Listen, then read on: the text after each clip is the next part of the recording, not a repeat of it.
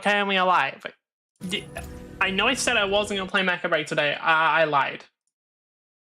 There's no follow-up. I just lied because I enjoy lying. It's very fun, and also because I played more Mecha Break today, and now I want to play more.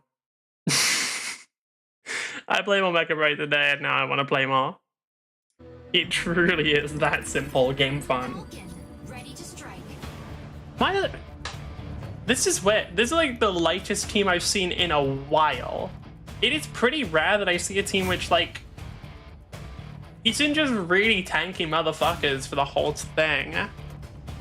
Like I guess I've had a couple of Narakamis or like maybe Nikila on my team, but for the most part at least the enemy team is just like fucking Welkin, Stego, Tricera, Inferno is pretty common. They always have a fucking Stellaris because the character's just overpowered. But yeah, no. Like, I'll see the occasional Falcon on the enemy team, but like, other than that, most of the enemies I see are just really fucking tanky. You know what? There's one video I'm kind of curious about, because there was a video from 6 days ago, the best 10 mechs you need to master early. I want to watch it and see if it's true. I'm honestly curious. I want to do, because like there's quite a few Mecha Break videos. I kind of want to see some of them and sort of see if they're dog shit or not. Reviewing the worst tier list I've ever seen for Mecha Break. That's funny. Alright. I'm curious what's going to do. Like, what do I think the worst tier list would be? Probably just put, the big thing they could do is just put like Aquila and Stellaris low. Because I feel like most heroes are pretty okay, honestly. I don't even think there are too many that are too weak. Which heroes do I think are like too weak? Stego, but I also see a bunch of people fucking incapable of actually doing anything against them, so maybe that's wrong. Yeah, Narakami, it's a skill issue, and by skill issue I mostly mean bot issue. What they got? Yeah, this is sort of thing, like, they don't really have any of the characters that's really, really good for Falcon to go for, unfortunately. What's up? Oh, it's one of the bottom one. It's one of those. Okay, alright, Stego, you're gonna have a bad time.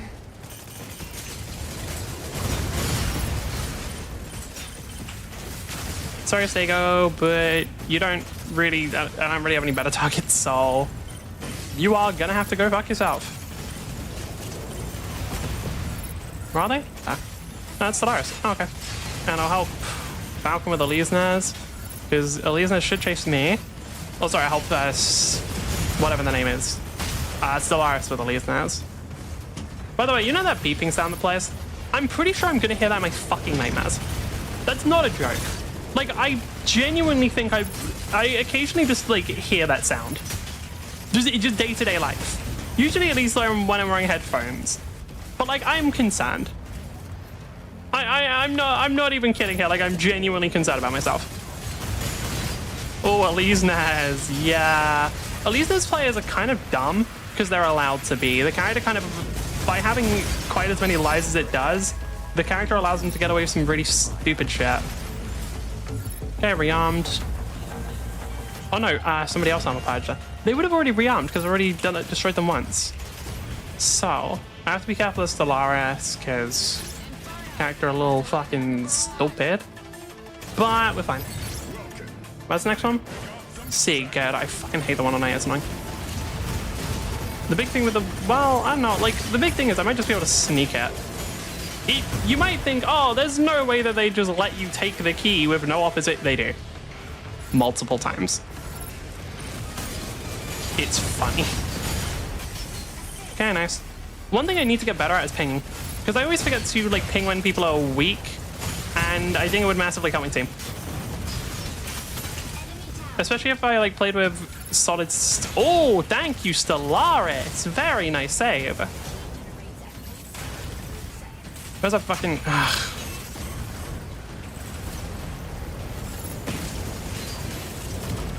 Hop out quickly and then move the fuck away.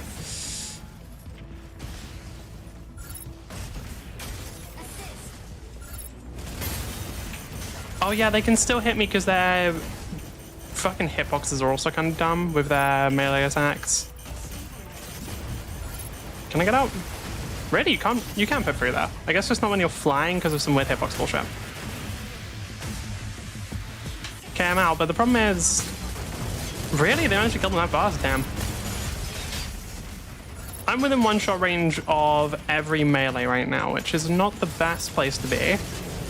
Especially when there's like fucking Elysia's, Stellaris, Vulcan, I think that's that.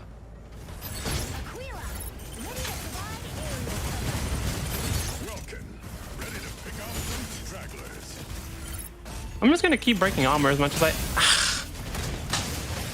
What? Stellaris kills me with probably no fucking anything? There is a chance they just killed me from really far away because of how dumb the drone is. Where are they? Drone. Oh, they don't... Uh-huh. Bro, they weren't even looking at me. Fuck you mean they lock on there? Bro, this your fucking boy? Nah, nerf that shit, devs. Come on. Bro, how hasn't there been a balance patch yet? It's been 4 days of this shit and I'm already sick of it. Fuck off, man. It's been 4 days of this shit and it's already unbearable.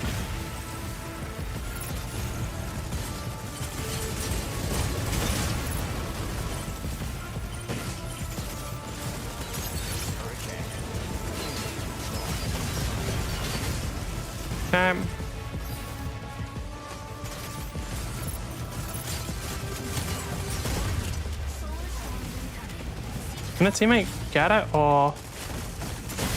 Oh, that's fucking enemy walking. Okay. I'll see, mate. I don't... The solar storms are just fucking annoying, man. Let's be real. They are. Oh, really, fuckers?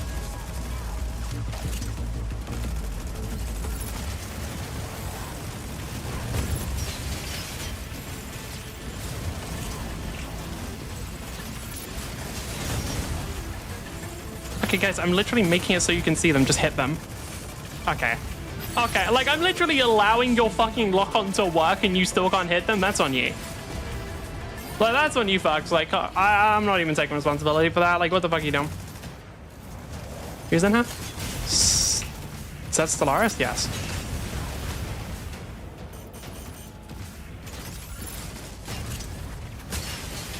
So the Stellaris has a really broken thing they can do right now where they can keep capturing the thing while invisible. They also have the really broken thing of everything else in their kit. Let me guess, they killed me with, nothing? They killed me by doing borderline nothing and being a no-skill piece of shit only played by stupid bitches who aren't good enough for anything else? Was that it?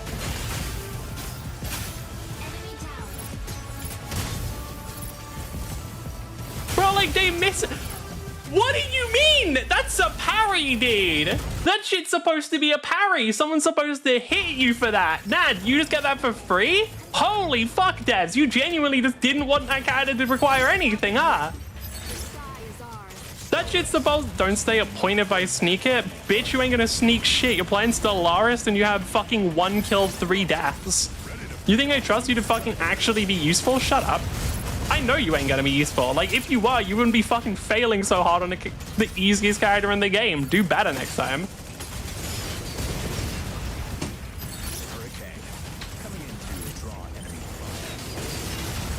Okay, Stego's revealed. Maybe they can kill him. Guys, really, can you please learn how to kill fucking anyone? Like, the guy's revealed. They're on low health. Like, just go for them. Okay, Welkin. Okay, Welkin. Welkin can't fuck up kill. Welkin can't not kill. Okay, I'll finish him somehow. Well, it's Welkin. They can't not kill someone. Like, it doesn't make any sense. It doesn't work for the character. God, the fact Stellaris just had something that prevents people from targeting everyone, like, just disables all their targeting systems on top of all the other bullshit they have is so funny. Like, holy fuck, man. What? And now, yeah, I can't hit back either because they just disabled my lock-on. Like, it's not even lock-on. They, like, fully shut down all my targeting system. Holy fuck. Someone kill Panaka? Someone kill Panaka? No? Okay.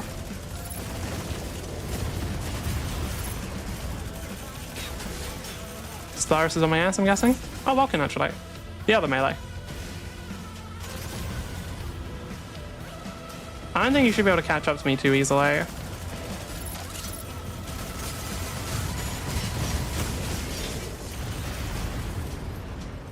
Okay, they're still chasing me, or? Do we have a... Yeah, we have a Narukami also. No, we have an Inferno. Okay. Where's the loss? Oh, it's an A again. Unfortunate. A's generally not the best territory for me. Like, unless it maybe allows for me to get a sneak, but rarely. Problem is, Stellaris is almost certainly already in there. Like, it's incredibly, incredibly likely.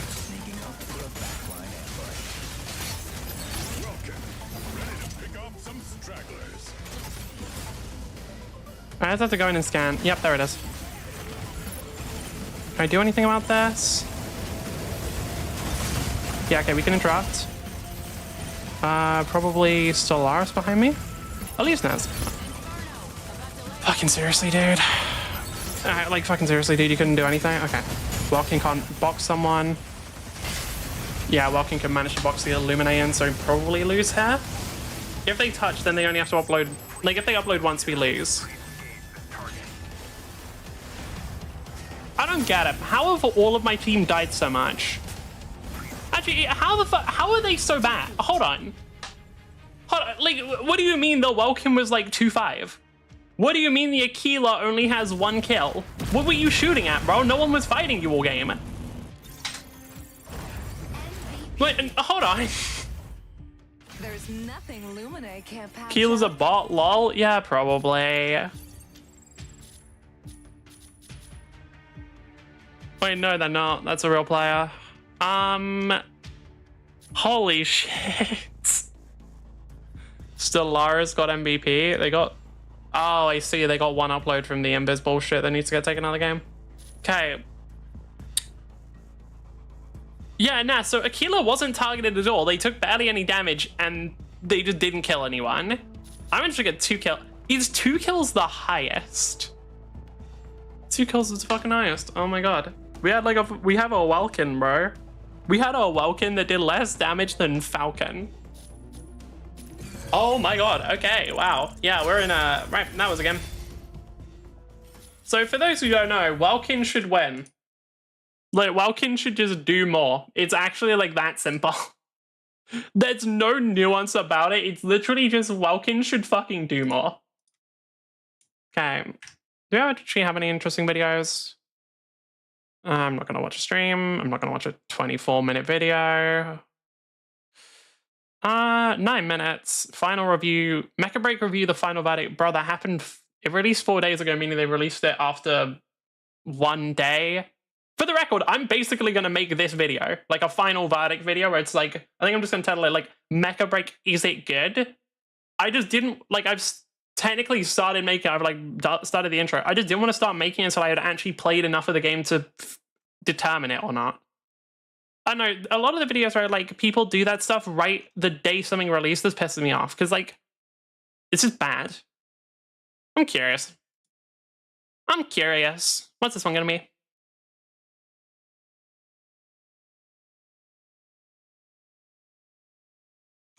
When it comes to Mecha Break, choosing the right mech can make all the difference in your matches. The game offers a diverse roster, each mech with their own unique strength and weakness. And today, like, this person released, yeah, they released it 6 days ago, so I think they released either day or 2 days before the release of the game.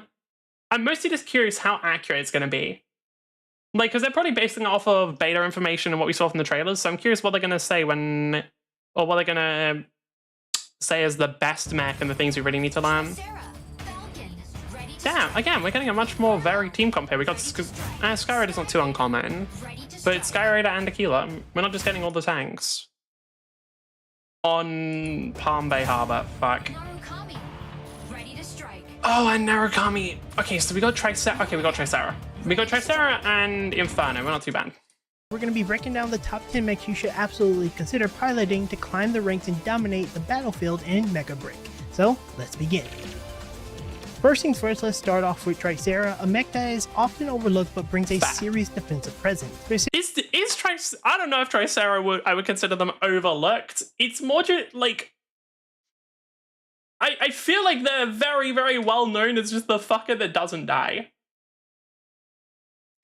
Like, the whole team has to focus Tricera for that fucker to die. That's how it works. Tricera isn't about flashy plays or blistering speed, instead it's built to soak up damage. His heavy armor makes it a reliable frontliner, someone who can hold choke points and protect teammates effectively. While it's not the fastest mech out there, its durability lets you absorb punishment and stay in the fight longer, making it perfect for players who want to anchor their squad and draw fire away from their more fragile allies. Just keep in mind Tricera's slow speed means you need to be mindful of positioning and is vulnerable to flanking and faster moving opponents. Regardless, Tricera is a massive defensive presence on the battlefield. I'm not gonna lie, I was kind of going into this thinking I'd shit on. No, this is actually like a really good explanation. Props to that. Like, I saw this video, I saw it was released like a couple days before the game had even come out. I was going in with like this is probably gonna suck a little, and I just get to sort of be mad about it. Because I like that. Oh fuck. Hold on, give me a sec. There we go. Okay, well, ow, there's most of my health bar. Fuck it, we'll make it work. Or I'll die. We might just lose a life. That's fine too. It happens. Weaklings die a big deal, and unfortunately, if I'm standing still on Falcon, I'm definitely a weakling. Are we lagging? No. Okay, why'd that feel weird? Who's chasing? The enemy Falcon, okay. Ready? Took me that long to go down? Weird.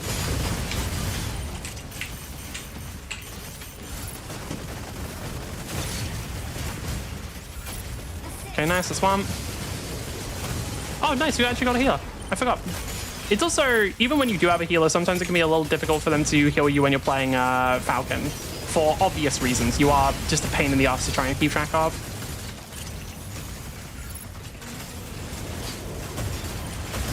Okay, it looks like Lumine is actually doing a pretty good job as a healer. Because they're playing very far forward and harassing, which is exactly what you should do on that character. Okay, so I can force Stego to stay out really far out of the fight. Okay. Hey, Keeler. That's a Keeler armor broke. Falcon ship, are you still chasing me? Yep. Oh, they've given up now? Okay. So the way you should play against Falcon is literally just basically just don't go for them if they're like paying attention to you, and then as soon as they're not, like you want to just keep going for other targets, then as soon as the Falcon stops paying attention to you, try and do as much damage to them as possible. That's the best way to play it. Because like you're not gonna win, or a pure Falcon 1v1 where both of them are aware of each other's presence will take fucking ages. It is just it's not even like a difficult matchup necessarily, it's just a matchup that will take so much time. Because Falcon doesn't actually have good burst damage unless you land all your rockets, and if you land all your rockets against another Falcon while they're aware of you, then they are, one of you two are at the wrong level. So in general, it's just better to leave them alone until they just stop paying attention to you, and then as soon as they do, you can go for them. So it does require you to have pretty good management of energy though, to make sure you can keep dodging and everything. I think I said this yesterday, like when you're playing Falcon, your energy bar is almost another health bar. It's a bit weird to say it like that, but because you can't really get hit while you're dodging or while you're using your maneuvers because it breaks lock on, and as of right now, there aren't too many people who can hit without lock-on. As soon as there are, this game is going to get... Falcon's going to get a lot harder. But it basically means that your energy, as long as you have in energy, you shouldn't be getting hit. Now, this will require you to use up more energy than you might want at times, but that's fine.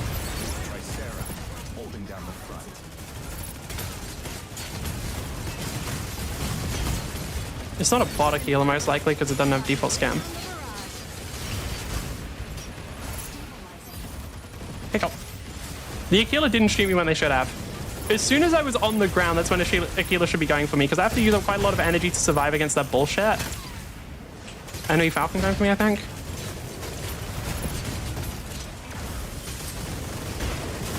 Oh, the amount of healing they've got is kind of brutal. I'm dead.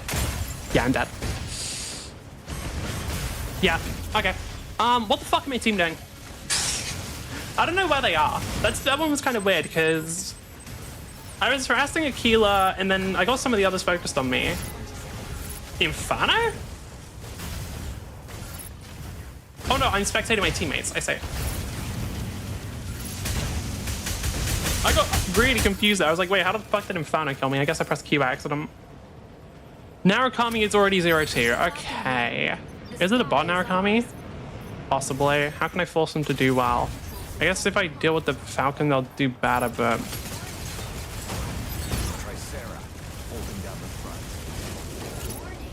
How the fuck? I'm not leaving the comment zone. Go away, game. How many people are going for me? Oh my fucking god, leave me alone. Okay, that's a few too many people targeting me. My team died, I say. About to lay down the barrage.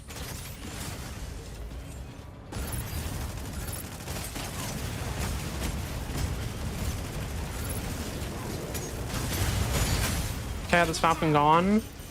Where's the rest of the enemy team? Like, where's... Oh, well, I know where the rest of the enemy team is. They're on the point. Where's the rest of my team? What are they doing? Because, like, I'm dealing with these fuckers. We got, like, a Sky Raider who's probably going to be in similar positions to me. But, like, what about the tanky motherfuckers? We got a Tricera and an Inferno. Tricera's just sitting on the point because they don't know any better. Fine. Prioritize engaging Stego. Are they on the thing? Who's on the thing? Stego is? Do they have a Tricera? Because if they don't, this is not too bad. Annoying. This small space is kind of bad for me because it makes it really hard for me to just go above Stego. Okay, nice. Scarlet actually got some follow-up. Or did some follow-up, I think. Yeah.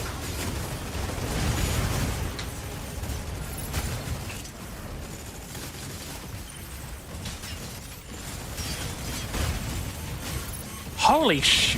I guess they were just looking at me while they were... there. I didn't have any idea. Okay.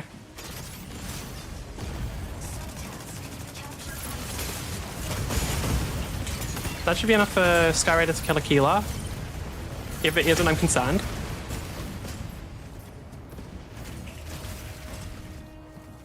Is Aquila dead? No, Pinaka healed them as well, I'm pretty sure.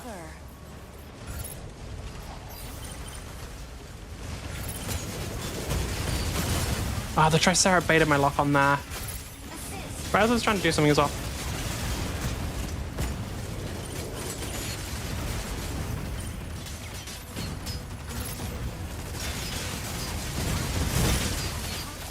Okay, hold on. They're really low if any... Okay, nice. Okay, nice. Narukami's actually doing much better now. Guess they just, like, needed better environment, better positioning.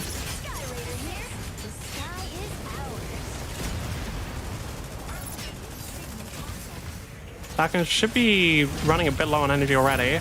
They were just spamming maneuvers there. Yep. Well.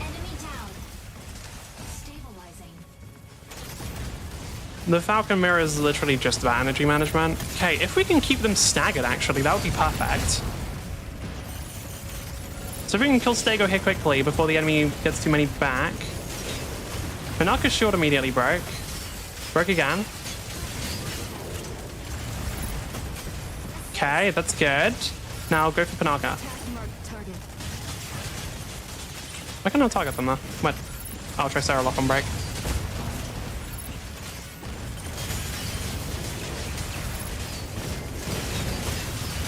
Holy fuck, they just do not die.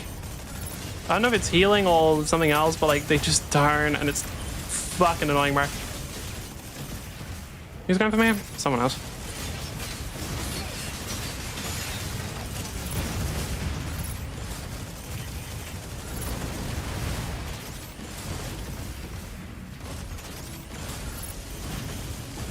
Ah, fuck up. I do want to just get rid of Aquila because they just add so much damage. I'd rather get rid of Pinaka first, but we'll do what we can. Okay, hopefully they can kill him. Yep, okay. There we fucking go. Why do they live so long, bro? Watch our friends back. Watch our friends back. Okay.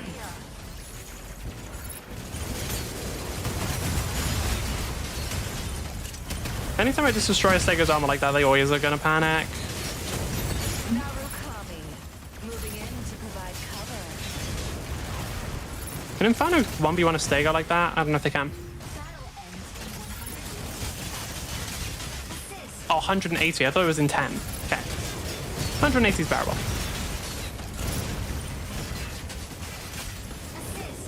Holy fuck. Do we have a Pinaka as well, or is that the enemy Pinaka dropping all those? Too far. Stego's just a little bit too far forward there. They have to stand further back.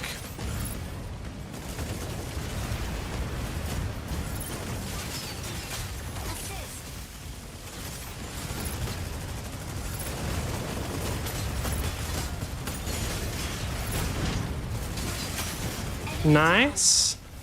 Okay, if we just get Triceras sitting on that shit, we win. Yep. Panther's gonna try and kill Tricera. I don't believe Panther can. Yeah, alright, cool.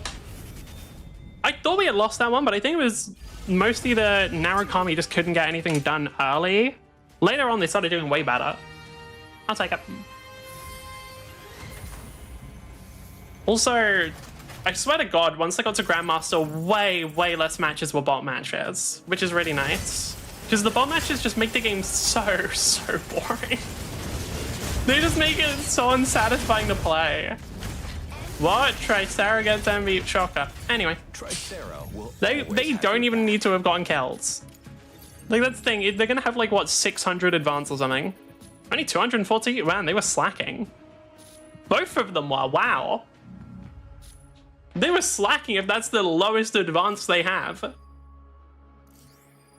Lumine, I beat the record. Wow. For repair, probably? Yeah, the only thing it could be is to repair. I mean, it makes sense. If you've just got a Triceras sitting there taking an insane amount of damage, like, you can just farm it. Do you have a Pinaka as well? No, we didn't. Okay. How'd the enemy Falcon do? That's the most important thing. 423, 61, 15. Oh, not very good. Ah, Skeleshi, rep.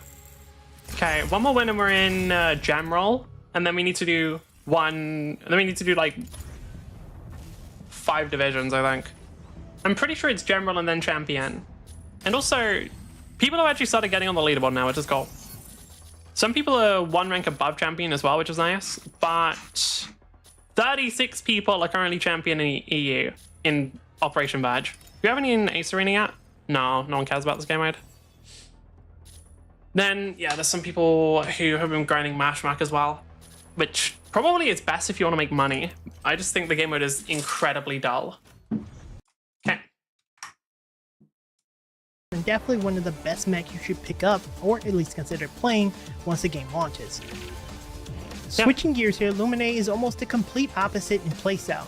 This mech is all about agility and control, and its high mobility allow you to dart around the battlefield, disrupting enemies with crowd control abilities and stunning projectiles that can turn the tide of a fight. So the crowd control ability isn't very useful, actually. The crowd control happens when you use your like extra flight or when you use your haze diffuser, but you have to be really close to the enemy to do that. So in a lot of cases, it's just not going to work. I will say, I don't actually think Lumine is a bad hero to learn at all, because I feel like they require you to think about what's going on a lot. However, I am surprised they put it in this early, because Lumine used to be really bad. Lumine excels at controlling space and slowing down enemy advances, forcing opponents to rethink their strategy. However, this mech demands precision and awareness because it's lightly armored, and 1 or 2 hits can spell disaster. It doesn't need precision. If you like a hit and run tactical... it does not need precision. The character cannot even fire without locking onto someone. They only use auto-aim. Style of play where you're always on the move, Lumine is definitely a mech you want to master very early on. Vulcan offers a nice middle ground. It combines solid firepower with decent durability, giving you flexibility to engage enemies at multiple ranges. Vulcan weapon loadout includes burst rifles and guided missiles, so you're never stuck in one mode of combat. This mech shines in adaptable players' hands who knows when to play aggressively and when to fall back. It shields at... Not really. Vulcan is play aggressively always because you win every 1v1. Has an extra layer of You just survivability, win. allowing you to tank some damage without sacrificing mobility. While it might not outshine specialized mechs in any single category, Vulcan's strength lies in its versatility, making it a reliable pick for those. Yeah, that's not really the case anymore. What Welkin specializes now is it fucking kills you. Like, maybe it used to be like that, I'm not really sure. Welkin, at the moment, their specialty are they fucking kill you. That is it. Like, they just run at you, they kill you. They can also use that box to try and claim objectives, but that one's a bit iffy. Who really like to switch up their tactics on the fly. If you want raw power and close range dominance, Seago is your go-to mech. It is the quintessential heavy hitter with thick armor and devastating melee capabilities. Stego thrives in tight corridors and crowded battles when it comes to smashing through enemy lines with brute force. Its heavy weapons hit hard but comes with slow reloads and reduced movement speed, so timing is very critical with this mech. You'll want to pick your fights carefully, avoid being caught in open spaces where more agile mechs can outkite you. Sure. Seago rewards patience and map knowledge, letting you punish opponents who underestimate your raw power. True, but in terms of just like really heavy damage and stuff, no, that's Vulcan. Like a lot of what they said that just kind of describes Vulcan. Okay, I think we got at least one bot in our game, possibly two. Ballistics strike a great balance between offense and defense. This mech rapid fire energy weapons make it a formidable opponent in sustained fights, while its shields and armor let it survive bursts of enemy fire. Unlike some glass cannon types, ballistics can trade shots effectively and keep pressure on opponents. The trick here is managing cooldowns and reload times, especially on its heavier guns, so you maximize damage output without leaving yourself vulnerable. In team engagements, ballistics shine as a frontline damage dealer capable of dishing out consistent damage while holding its own in the thick of combat. Yeah. No, I don't feel like I've gone up against many Elysians that are super cracked, which is kind of disappointing because I feel like the character could be, because they're just very well rounded. They're a really, really good beginner character, purely to help you learn the game as well. Like, it's not even a thing of necessarily good beginner character because they're easy, because I think some of their things are a bit harder, like, well, not fucking dying, because you don't actually have a ton of health. But knowing, like, it does teach you about things like, oh, okay, yeah, this is how defense works. This is how, like, parrying works. This is how thing works. You have to make sure you change your mindset depending on which formula, like which stage you're in, how many deaths you have. Because, like, if you squishy, if you're in your, like, non-shield state, you do play differently. They have a narrow. They're dead. Okay. Cool, I guess. Stellaris just wiped them.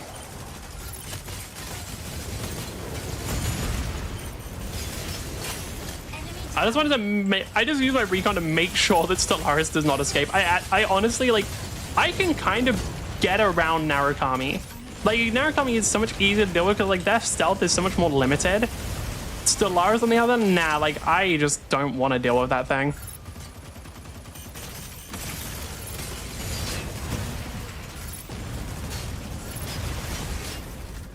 Yes. Oh my god, that was awful. I was gonna say, yeah, Skyraider should be running out of energy so I can take advantage of it, and then I just didn't. I just messed up.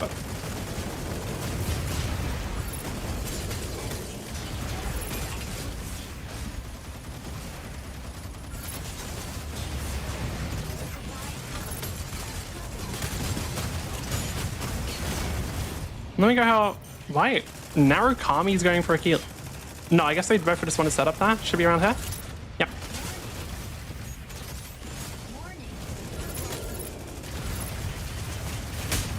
Oh, I wasn't expecting that.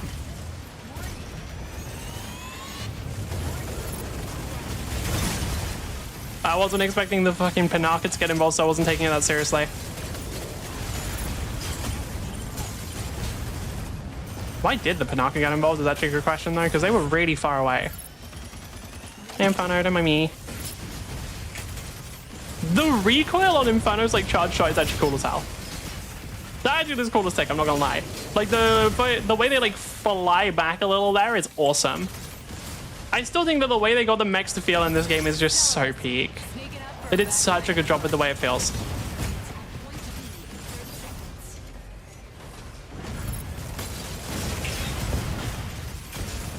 Nice.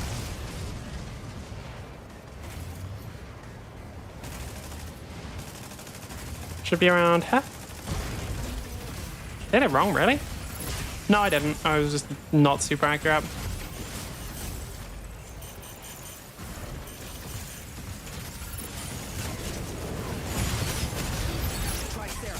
Holding down the front.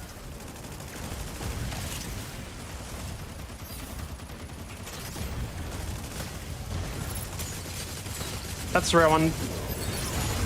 Ready to provide aerial cover. Like, no. Okay, that's Inferno. Do I just go for Inferno? Yeah, fuck it. If we can just break through Panaka's shield.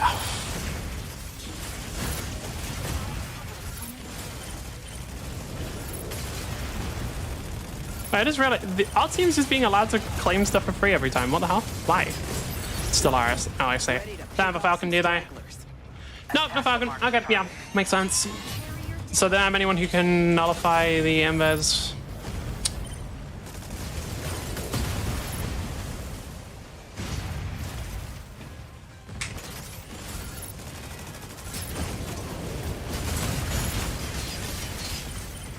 Inferno just used up their boosts. Never mind. Guess they have multiple.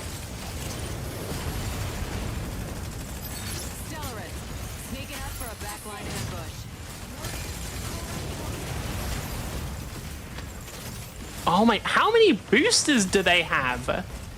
They just used it. Wait, I didn't even understand. They just used that booster. How do they have another one?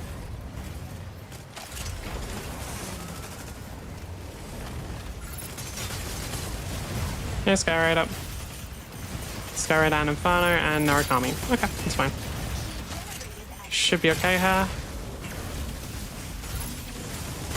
Fake one, but real one is that. Wait, we already got it. I fucking hate. It was Vulcan? I was gonna be like, oh, I hate Stellaris, but no, it's how did Vulcan get it?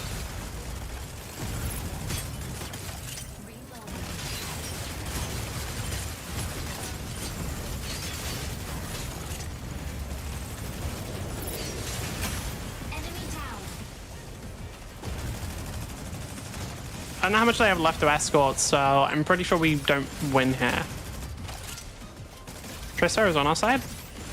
We have a Tricera. We do have a Tricera. I'm blind.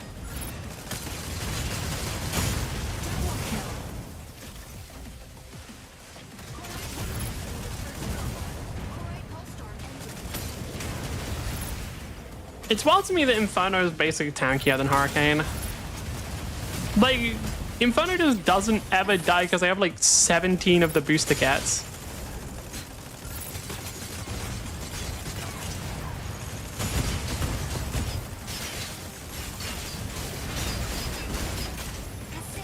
Nice. We literally just need one more kill. I just got Sky ready.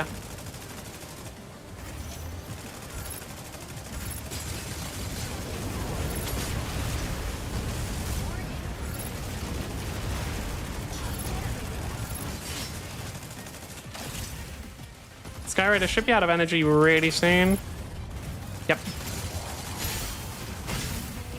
Ah, the Stellaris getting involved, that sucks. Stellaris like actually saved the Skyraider there. Come on. Wait, what did I just see? Elizna's was 8-11. Oh, sorry, not Elizna. Aquila was 8-11. Jesus Christ. Wait, that don't make any sense. There's no way. I must have misseen.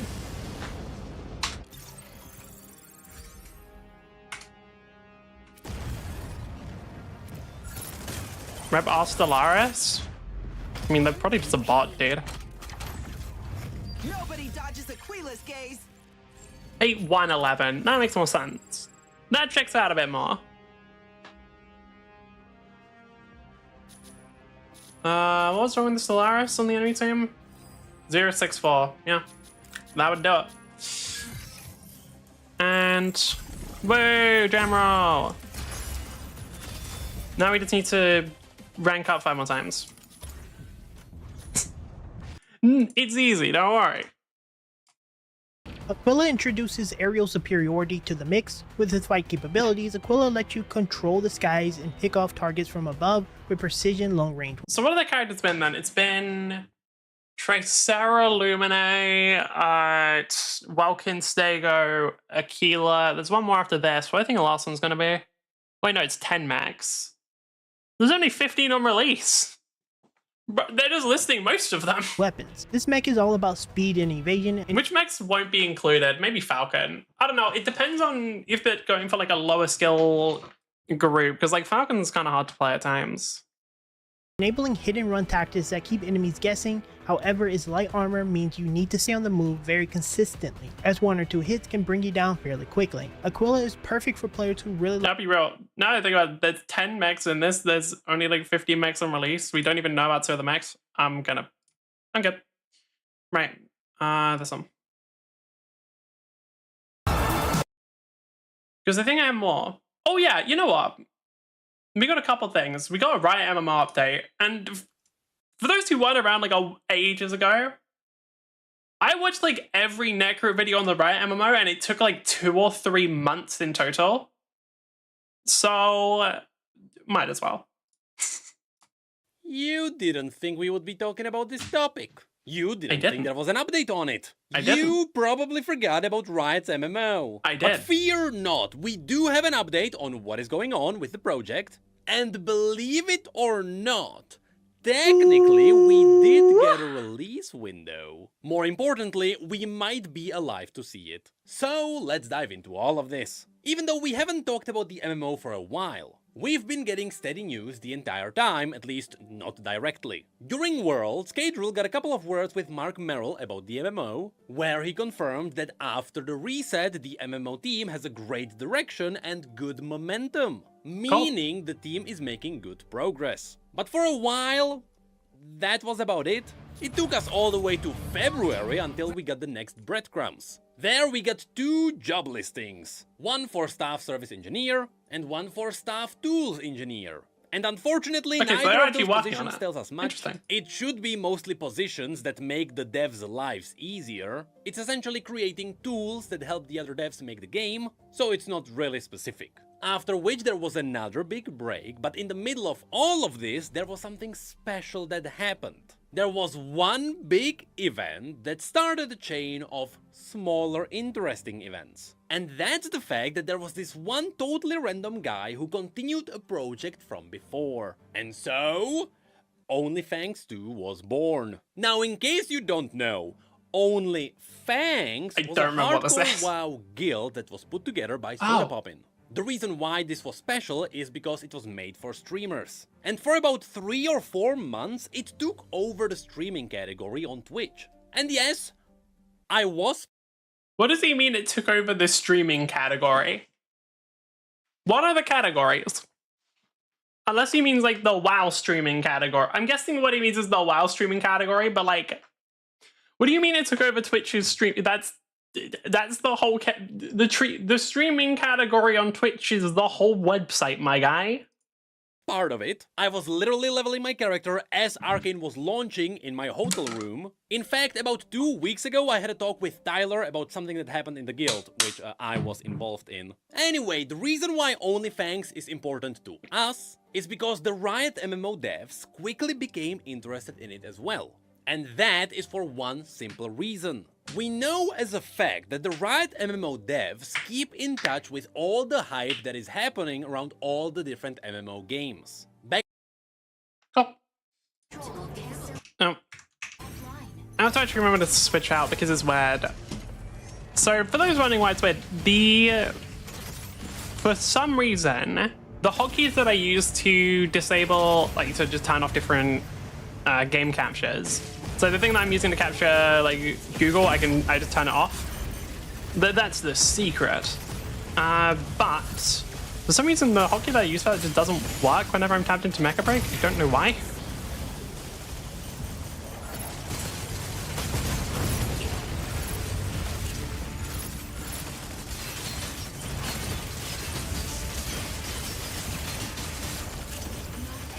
Yes. There is nothing chaotic going on right now. I can perfectly understand everything that's going on. This game has no visual clutter whatsoever. Vulcan trying to kill Tricera, huh? It's not impossible actually, it's Vulcan.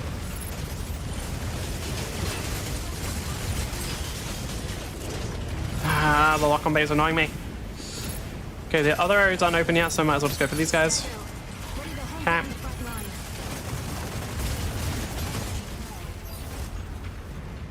How long do we have? 10 seconds, very useful. Thank you, game. Okay, wait, you got it, nice.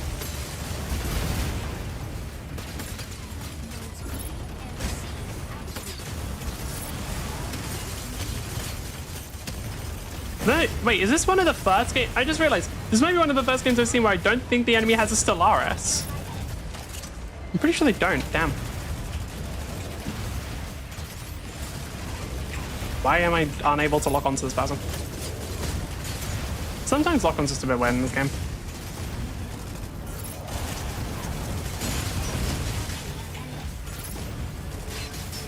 Sorry, Serenith, this is actually just like such a shitty matchup for you. The Serenith versus Falcon matchup is so Falcon favored. Like, this is very little Serenith can do because a lot of that shit is slow. Like, you think Serenith's gonna hit an orbital strike on Falcon?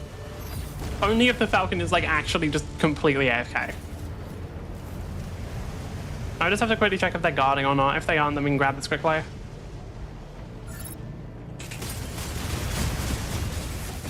I was hoping they wouldn't fucking guard that fast. I'm like going up against Tricera, man. Actually, hold on. Wait, their shield's running up. Do they have a teammate? Ready to hold down the front line.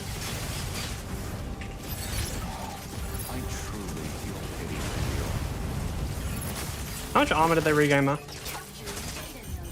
Okay, I'm out. Okay, I'm out. Team, there's like 4 people here. If you guys didn't capture any of the other points, I'm gonna be real disappointed. Well, ideally both of them. How are there? There were 4 people there. You guys had plenty of time. They're still chasing me? Who? Serenith? What even got me? How many people are chasing me? Skyrider and Serenith?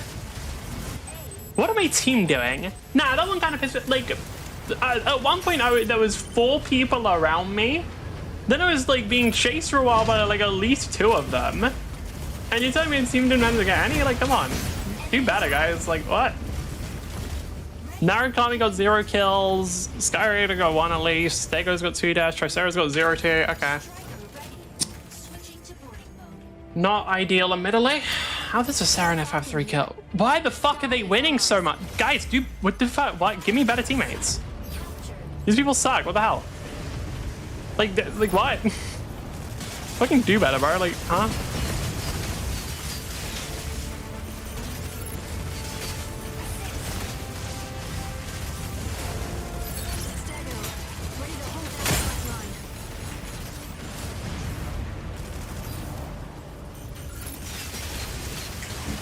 Am I getting chased? I think so. I'm actually playing this pretty well. So the big thing you want to do with when you're 1v1ing Falcon, you want to keep going past them basically, because if they're just like chasing you, then you'll win, or they will win. Okay, the Inferno matchup's actually pretty difficult because I just can't really hit them. Like, because they get boosters so much. I still don't understand why they get so much booster. They seem to get so many of them, and it's kind of absurd.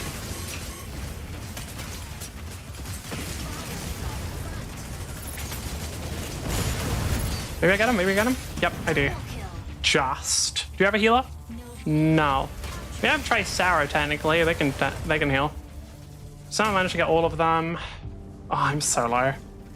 Tricera can heal. I don't think they will, though. Yeah, I'm gonna just wait here, to be honest. Until something happens, yeah. Oh, wait, fair enough.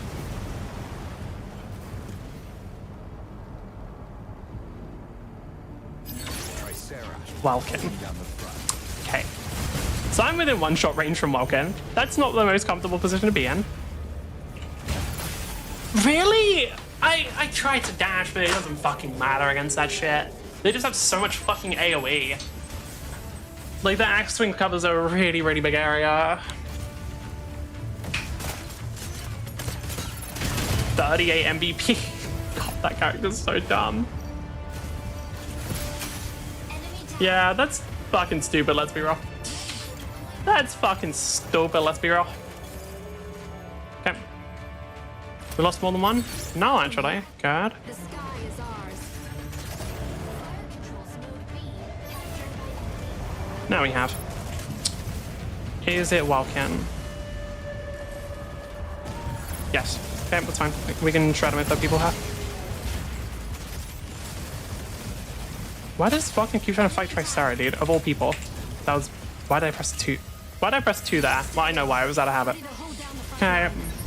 How can he get to the only place I'll... You should be allowed to skim him. You should absolutely be allowed to skim that. I think it's silly that you can't. Perfect. Problem is, we are so far behind. We're probably gonna need to capture all 3 of them again to catch up.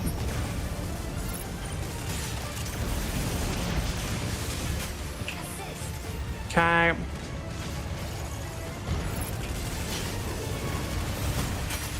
Okay.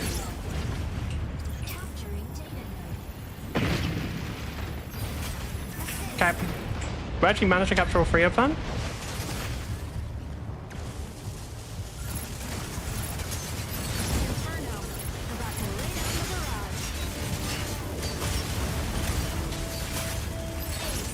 Okay. We get 10 points a tick. Alright, I want someone to defend C because the middle one's like one of the easiest to defend. Yep, there it is. I knew it. Okay, this is a kill. Thank God we can kill them so quickly because they're bad. Actually, no, stop pressing 2, you fucking idiot. Stop muscle remembering shit. Learn how to actually play the game properly. Okay. Okay. We've got a Tricera there. Maybe they can do something.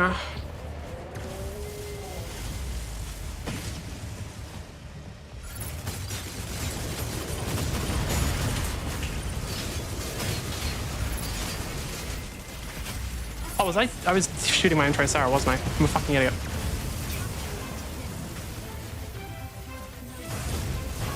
God damn it, bro.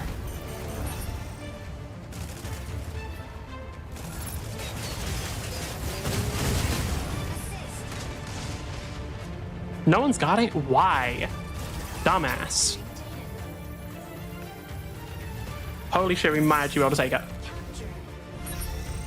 Tricera, holding down the front.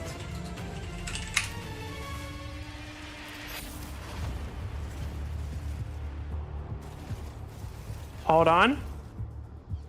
Hold on, do we actually? 1, 2, 2 left? Wait, we win. Wait, we actually win. There is no fucking way we take that. Victory. Holy sh... There is no way we take that.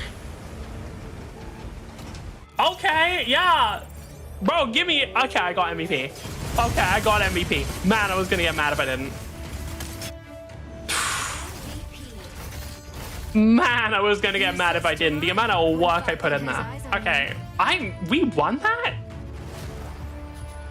How many times did I capture? 6? Holy shit. Wait, actually, I popped off. God damn. 826 with 6 captures and 57 defense is actually pretty good. All right, nice. I did not think we'd win that. I did not think we'd win that. Like, when it was halfway, like when the enemy was, we were on like 0 and the enemy already had 500, I just assumed it was over. It apparently wasn't. We have 20,000 mission token. I'm kind of tempted to buy like one of the access cards. Where is it? Matrix Marketplace. But no, where is that? Oh, Matrix Selections. I'm kind of tempted to buy one of these. Well, oh, I can only buy the bar? Yeah, okay. Right, one interesting thing.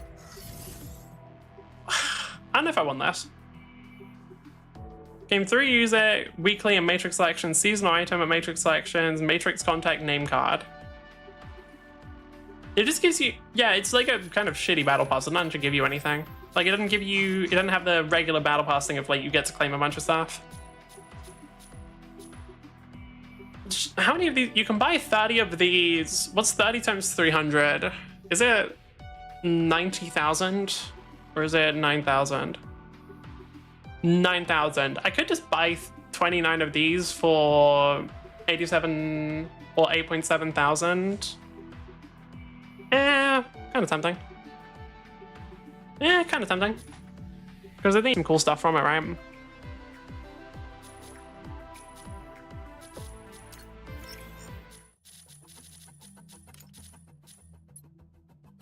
Do people buy Corite ore? I have some of that. I have pure Corite ore. Sure, why not sell it? Let's try it. I want to see how much I can actually sell things for. I'm assuming that it doesn't sell for shit. Like, there's no way that 200 mission tokens actually sells for anything. The pattern, on the other hand, actually might. I don't really... Oh, I actually kind of like it, though. The, like, dented up look of it is kind of cool. Okay, right. Do I want to just buy a bunch of crates? Because the thing is, I don't care about any of the mechs. I'll also probably unlock them eventually anyway.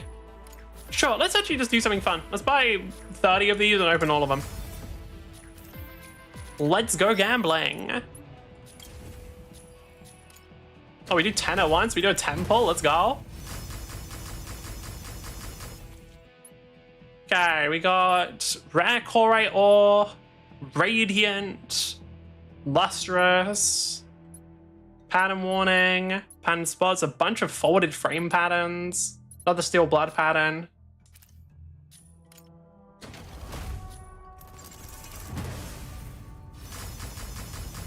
More pure Corite ore, bunch of patterns, fierce flame, what does that look like?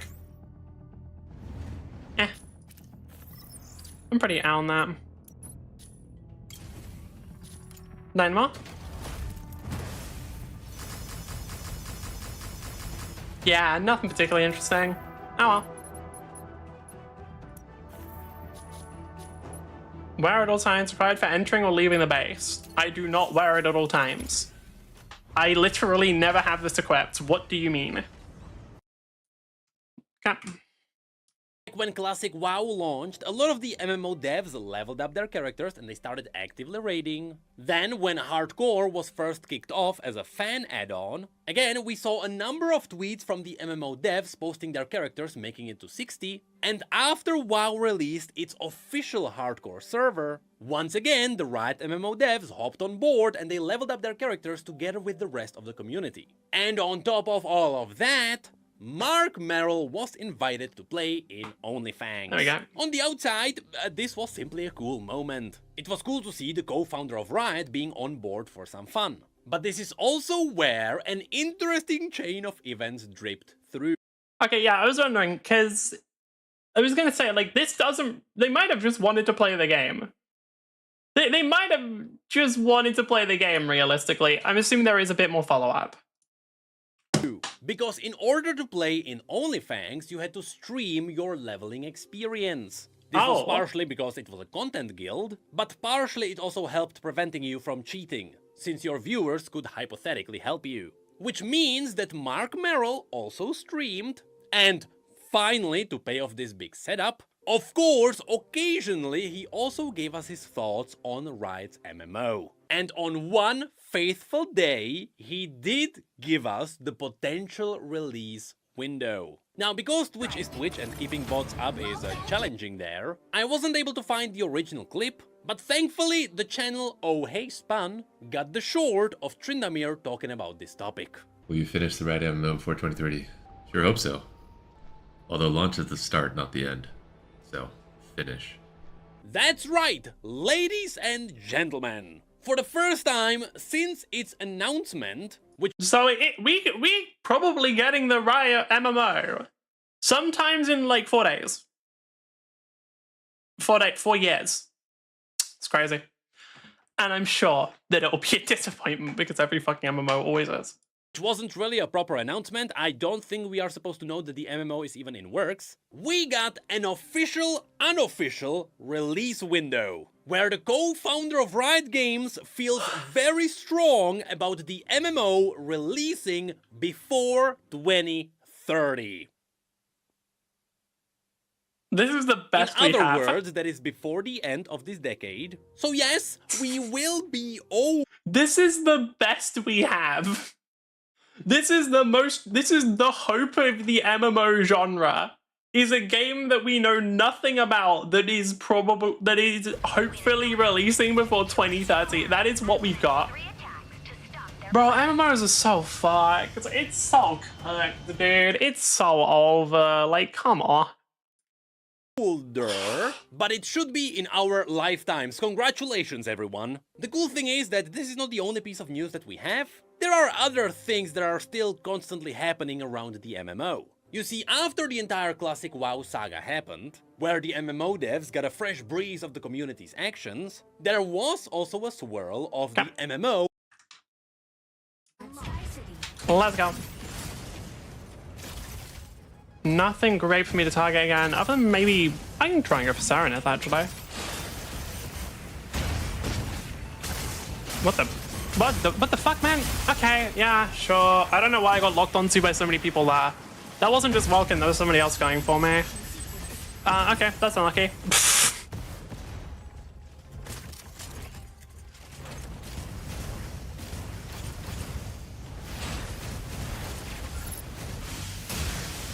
That was just kind of weird. I'm guessing they're all in voice comms. Like, my guess is at least some of the enemy team are in voice comms, because otherwise that movement and that decision making wouldn't really make much sense. Falcon here. Okay, well, that's fine. The sky is ours. Falcon, requesting backup.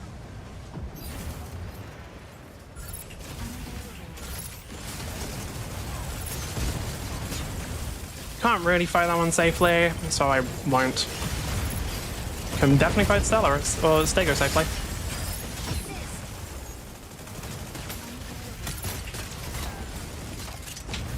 And Serenith I can also pretty much trash. For the most part, sometimes like, some players are obviously just fucking very good at the game and parts of it. Who was that? Which character even was that? I just started getting hit by someone, I don't even know. I don't even know who was hitting me there, just someone started hitting me. Okay, nice. Wait for my energy to regen. Takes like 2 fucking seconds because this character is a little bit insane at times. That's the thing, like, I don't actually want. I wonder if anybody thinks Falcon is broken. I don't. They're not really. Like, they are. Don't get me wrong, if you are good at the character, they can be cracked as hell. But I don't think there's ever really a case where they're super broken. Cover friendly unit. Cover friendly unit. Engage this target. And so let's go. Oh, there you go. Please go for the squishy motherfucker.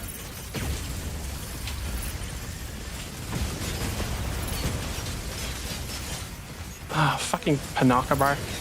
The Stego Panaka duo is just annoying because, like, man, I just want enemies to die.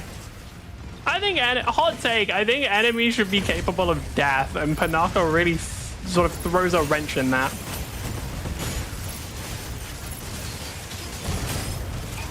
Awesome.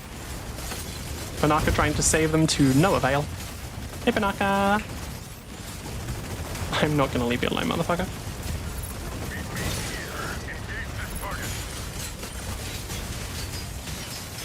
How does it feel to not have... I hope your team really suffers when they don't have healing. See ya. Alright, we were taken out early, but we more than made up for it. Let's go. Who didn't get any kills? Skyraider and Stellaris didn't get any kills. You're telling me Lumine got kills, but Skyraider and Stellaris couldn't get shit? I mean, Skyraider at least did damage. Bro, what's Stellaris doing? He didn't even do that. Stellaris didn't even do damage, bro. What are we doing here? Let it not hold up. Should be safe? Nope. Oh, fuck me. I don't know why I would say that. I know I'm not. Like, I know that that's not the case. I have no idea why I said that. The enemy had Stellaris and Welkin. Like, what do you fucking mean I'm sure I'm safe? Like, no, I'm not. Obviously, I'm not.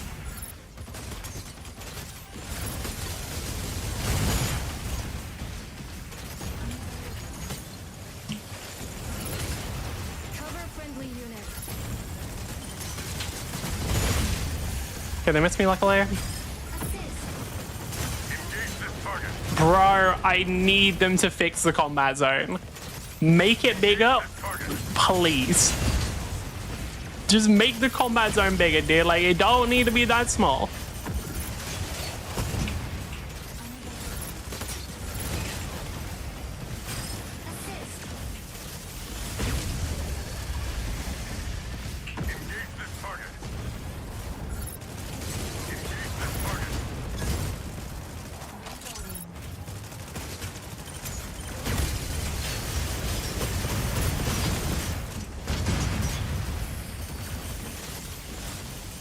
genuinely the amount of energy Falcon has is ridiculous.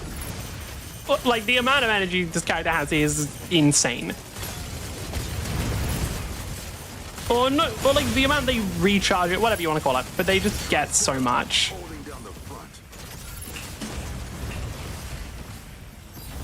I wish there was less of a cooldown between transformations. Like, I wish it was just an instant shaft. There's a bit of a cooldown, and why does it have to be? Take it up for a backline ambush. Like, imagine if they didn't. But actually, there is a reason. It's because there is a thing where, at the very least, when you first transform into plane, you do regain energy for like a very brief period. Like, you keep healing, restoring energy. So, like, if it didn't have that, but like, I guess I could just remove that and change that. That'd be cool.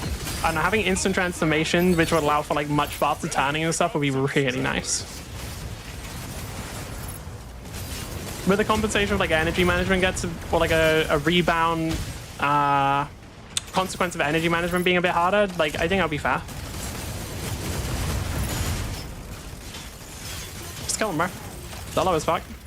They ain't got, they don't have health. Just kill them. Engage this target. Yeah, I know.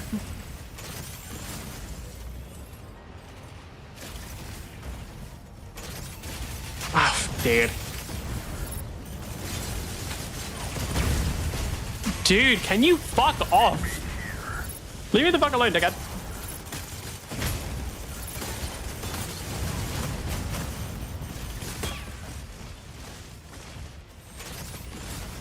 Thank you, Lune. Not Lune, Lumine. Attack marked target. Got him. Enemy down. That was probably Welkin on my left there. I don't know anyone else who'd be getting that close to me. Oh, what? You want to be invisible? Fuck you. Oh, you want to be invisible? Fuck off. No, you don't get to be invisible. Fucking loser. Right. Victory. GG. Falcon death. I'll take it. Oh, wow. Wait, MVP? I didn't think I did that well that game. Useless to run when Falcon has eyes on you. Never mind, I guess I did.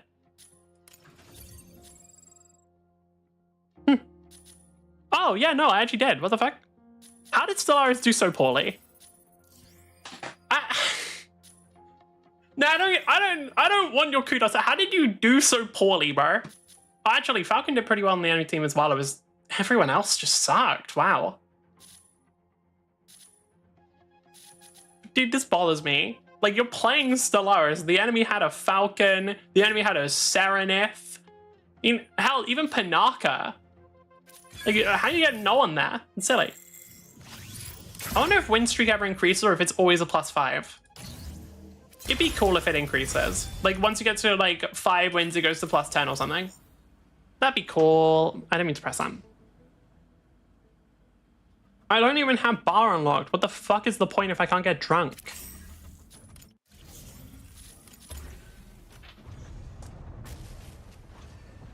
Oh. I just pulled out my phone because I completely forgot that I have videos to watch. And also, I don't know why I pull out my phone. This would take so long. Like, it's usually like 2 minutes to get into a game. And the MOBA players. Because obviously, Tyler 1 became a really influential member of OnlyFans, which is someone outside of the normal WoW community. In fact, he was responsible for making a lot of League players interested in WoW, which of course has a lot of value to Riot. Because through Soda Poppin and Tyler, Riot got a lot more of their audience get their foot into the MMO genre. But what's even more interesting is that after OnlyFans was over, the opposite happened as well. And now, some of these WoW players started playing League for the first time. The most known ones are Pika, Zyru or Savix. This is something Riot wanted to achieve for a long time. I'm gonna be real with you. I genuinely thought they would look old. Like, in my mind, like, a WoW player looks like 10, 20 years older than these guys. They look like, these guys look so much younger than I thought they would be. like maybe they have good skincare routines or something. I just did not think that they would. Fair enough. And they are able to pull this off because they are paying attention to the new player experience. At least now they are. So with stuff like Brawl, which is a great new player experience, also the Yeah, you know what would be cool? If I could play arenas, but it broke and then I rage quit so fucking hard. I lost my shit when fucking arenas didn't run. Like, that pissed me off to such an insane degree. slightly simplified champion acquisition, as well as the potential WASD controls in the future, it seems like Riot is making great progress. And so while there may be people who think that League Once again, I just would like to say that I called the WASD thing and said outright that I think Swarm was them testing for it. And guess what? Much like in everything else, I was correct. Swarm probably was their first test for WASD, and they were going to implement it because it just makes sense. Oh, got again. Actually, I don't... Did I change my YouTube title? I just realized I might not have. No, I didn't. Well, it's still true. We can have 2 streams of Stellaris players who need to be put in jail. It's just a true statement. Okay. This person's probably a bot. Honestly, yeah, default Welkin, generic looking pilot, double word name with the second one cap, bot.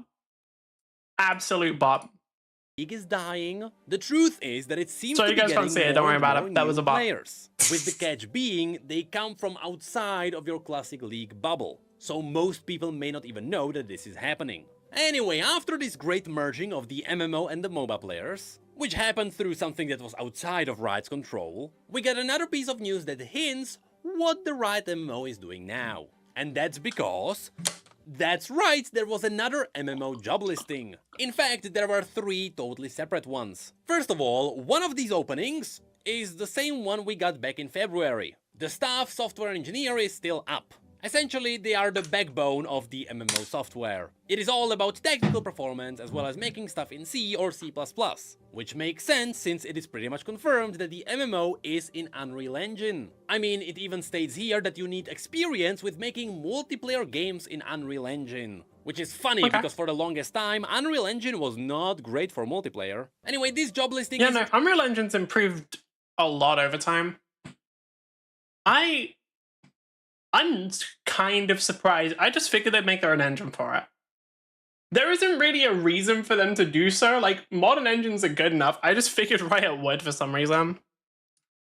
Really that important because most people will have no idea what this even is. The far more interesting one is the principal 3D environment artist. That's right, we're talking about people who take concept art and turn it into 3D environment. And once again, as mentioned, it is all done in Unreal Engine 5. But what's interesting here are the responses.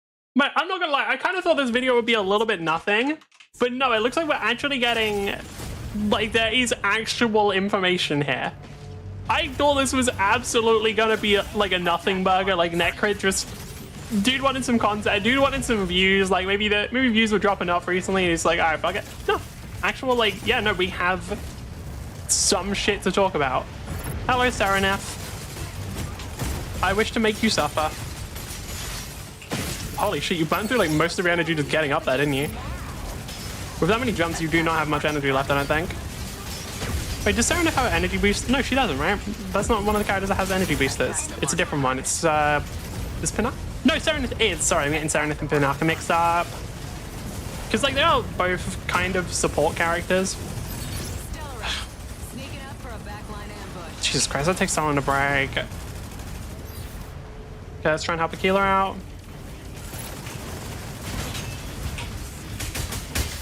That was stupid.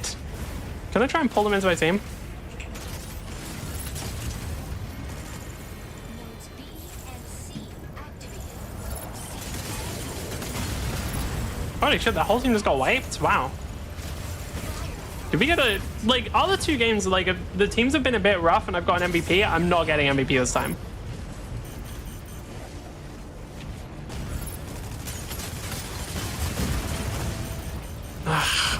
Oh, there it is.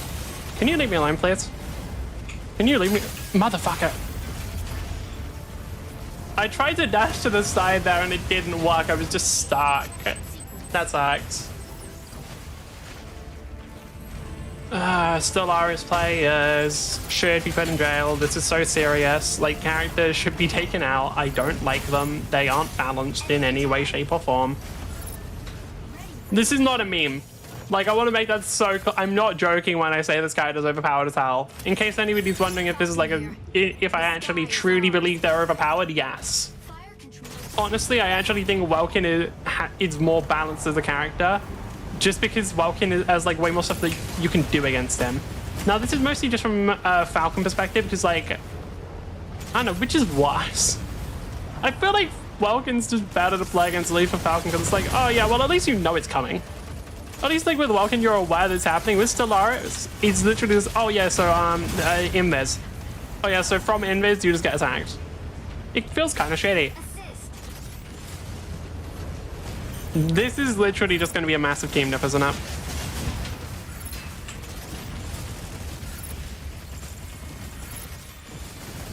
Oh, Tricera, can you stop blocking the bullets? I mean, we can... If I just keep a bunch of them here, I can, like, even without getting killed, I can contribute quite a bit here, because I can just keep a bunch of the enemies here. Like, keep them very distracted and focused on this area just by being here. If I can find a way to do that without dying, that'd be really good.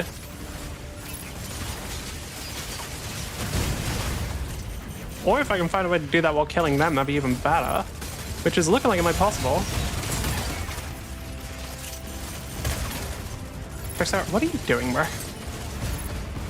Like, if I'm keeping Tricera and Stego just locked down here, I'm not complaining. Like, especially... Stellaris has claimed it? Oh, fucking Invis bullshit, yeah. I forgot they have that. Well, more accurately, I forgot the way that that interacts with certain things, such as, you know, not disappearing when you're interacting with a, like, map objective and stuff, which... Holy fuck, is dumb. Can you interrupt your fastball? I feel like I just interrupted my fastball there. Ready to pick off some stragglers.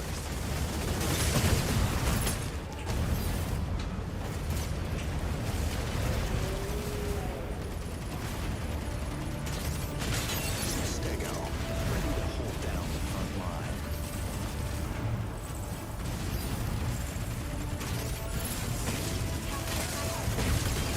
Saren, if you don't win this fight, my guy, like, it's not even like a thing of like you don't win it a little, like you just don't win this fight. Thank you, Alcan. I just fucked up there. I shouldn't let my energy get that low. Just. Okay, we're fine, I think.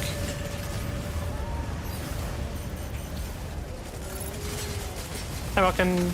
I just want to attack you. Ready to provide aerial cover. That's my Stego, right? Yeah. Also, it looks like Stego's thing actually shields enemies as well. Like, it makes them invisible too, which is interesting. It doesn't mean that if Stego uses it wrong, it can actually fuck over your team pretty massively. I still think you should be allowed to skim the water. I don't really get why you're not. Skimming the water feels cool. Like, you should be allowed to skim it. Like, you should have to get, like, properly submerged before it cancels out your transformation.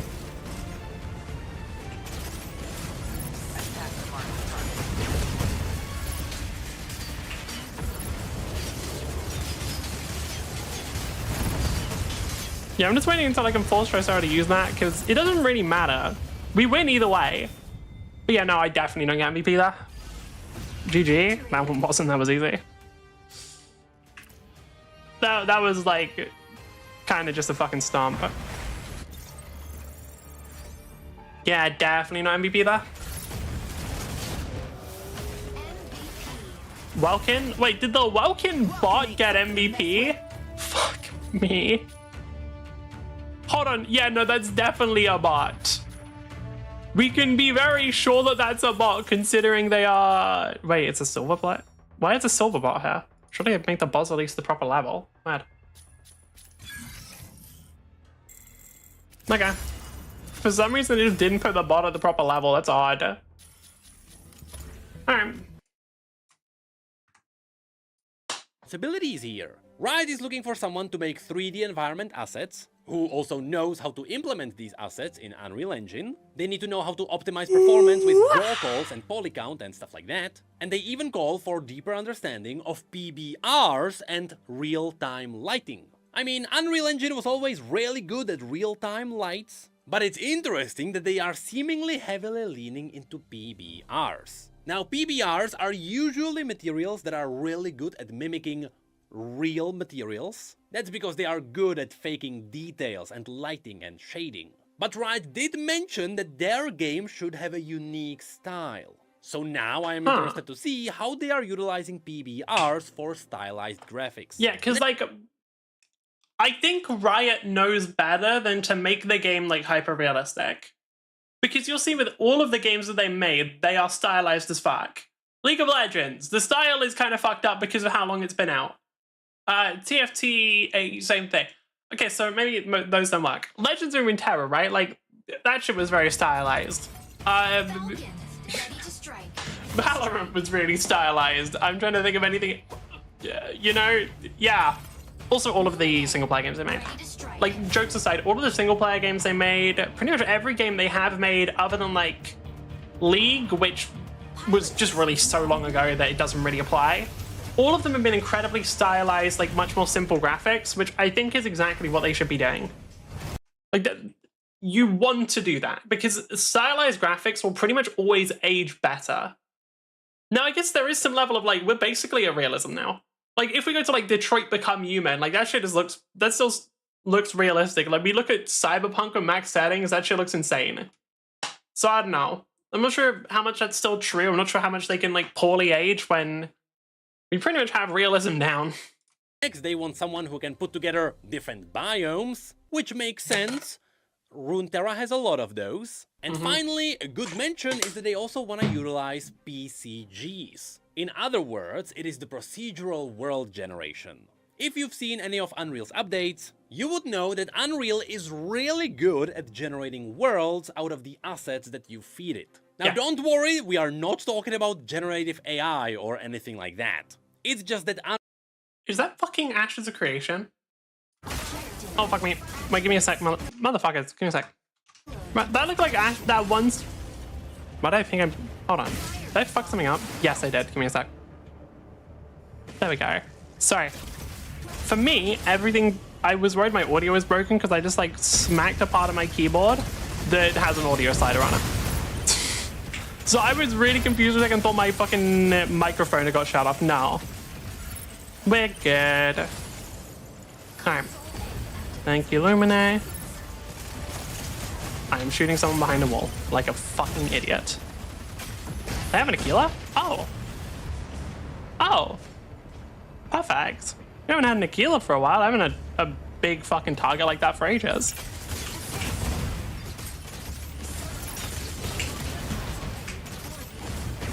No, don't run. Don't run, dude. You're not faster than me anyway. Seriously? Holy fuck, wait. They're shooting me through a wall? Is it... Wait, what the fuck? Is that a bot or... Like, that... They, like, straight up just shot me through a wall there.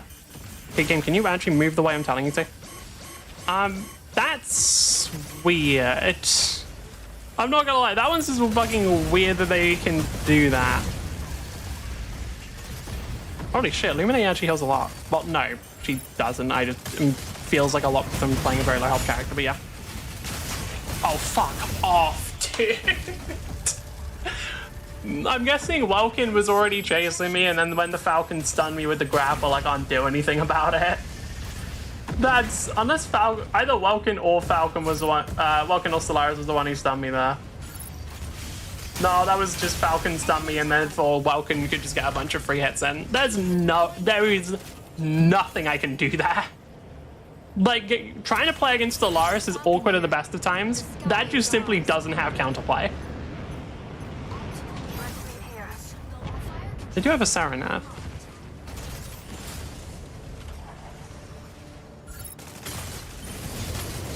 I'm kind of scared about this heal, though. They're a little worrying. Like that, the amount of damage that he dealt to me there, like that easily, was concerning.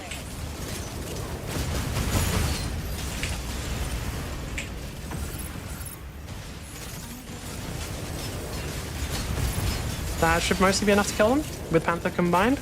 Yes, with Panther's damage added on. Okay, nice. Who do we have? Triceratops. Okay. Oh, fuck off, dude. Luminae, locking in to harass enemy defense. Bro, that's not... Okay. That isn't fucking fair. Like, bro, devs, balance your fucking game. That's dumb and we know... Everyone knows that's dumb. Like, come on. Yes, just grab me from that far away. It doesn't... You know what's crazy? That movement, that really long dash that no other character has, that, like, makes the character so much easier to attack people on, doesn't require energy. Falcon here. That one of the like strongest gap closes in the game requires no energy. Think about that. Think about how that's fucking stupid for a second. I'm thinking about it. I think about it a lot because it is so fucking stupid. What is targeting cancellation? I love just not being able to hit people. Aquila as well now. Yeah, this is not actually that good of a match for me. Well, it's nice having someone I can go for with Aquila. Like, good Aquilas are actually fucking terrifying. Mostly because Aquila is probably a bit... Aquila's a very overtuned character. Like, their numbers are just very, very high. If you ever play them, like, a decent amount and get, like, even just a little decent out of them, like, you'll notice. Their numbers are just so high and they're so strong. There they are. Oh my fucking god, I hate that. The drone that just prevents all lock-on is crazy, man. Okay, now some from Panther. Healer as well now. Okay, how many people died? Most of them. Who's attacking me now? Welkin probably from behind. The amount of energy I have to burn to survive against the Healer is absurd when they have their 3 up. That's just through a wall, bro. You can't hit... You shouldn't be able to shoot people through walls, game. That's not how that should work.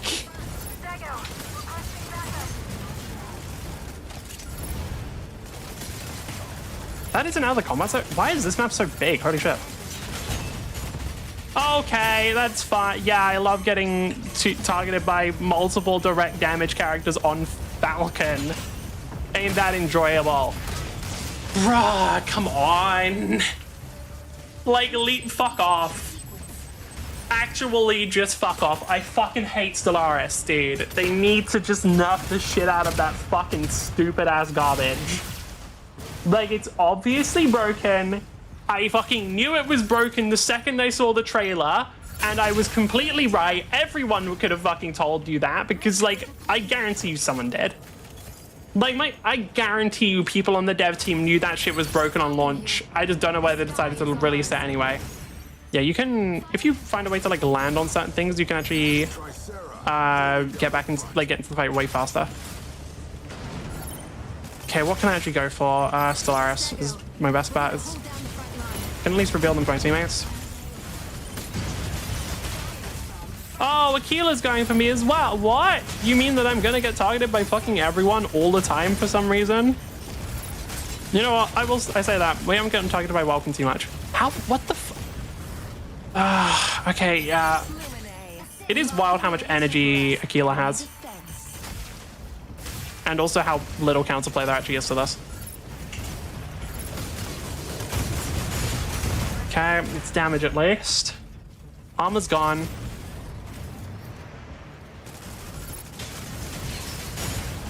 They should be running somewhat low on energy, actually. Okay, this gave up. Cool. Why? Why are you there? Like, what the fuck is the okay, oh, they just respawn on top of me? Fuck off, dude. Like, what? Okay. Man, that is so shitty. Enemy down. Okay, they respawn on top of me and then do like 2/3 of my health in 2 hits. I love game. I love game design. Holy shit, that's so fucking stupid. The sky is ours. Okay, where's the Aquila? I can't turn fast enough. There. Let me down, let me down, let me down. Control system unlocked.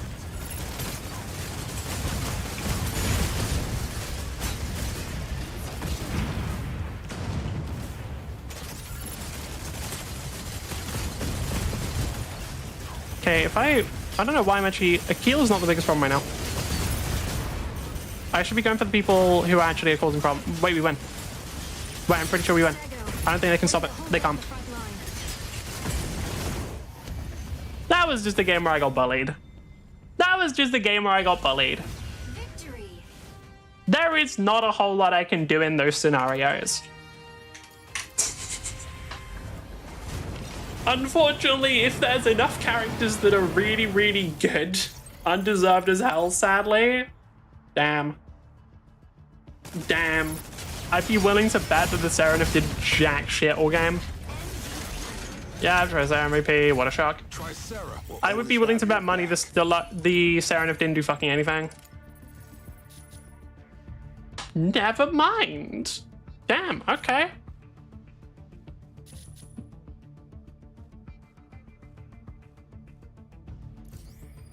Nah, don't worry, I'm guessing it's kids' hours.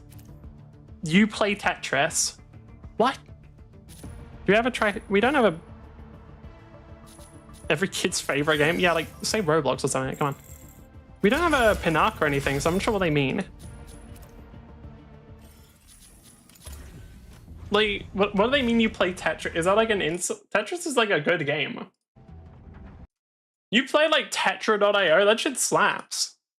Unreal Engine can generate a world for you with your assets, which should work as the baseline for the artists to make the world. Although, as an interesting thought, PCGs could be used for dynamically generating world. So maybe you can have instances that are just different every time you enter them. Anyway, lastly, there is one more job listing that The thing I could actually see if they wanted to do like what they could use dynamically generating worlds for, just any like void dungeons. Because if you go into the void, like that shit's just supposed to be like pure chaos or whatever, right?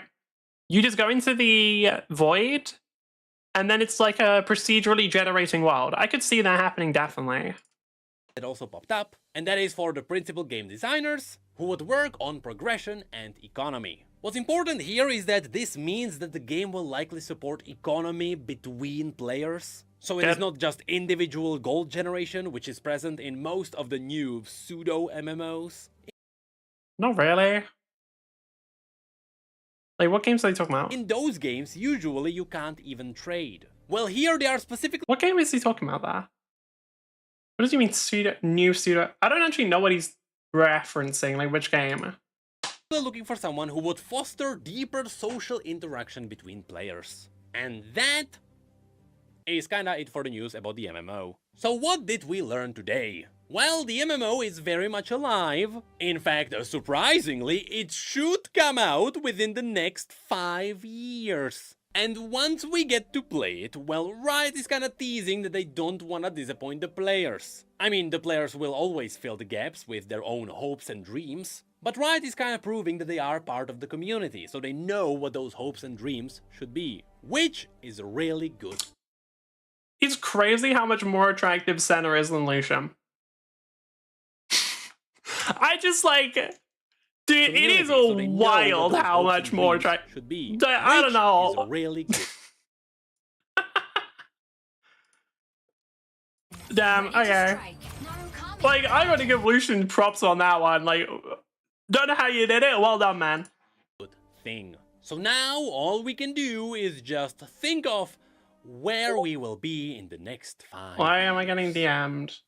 It might be a say. really fun idea to make a capsule video before the MMO comes out. Not a bad idea, actually. Right. We finally playtested our mecha game. So, what game is this? Going to be up. Steam page isn't up yet. Is it up now?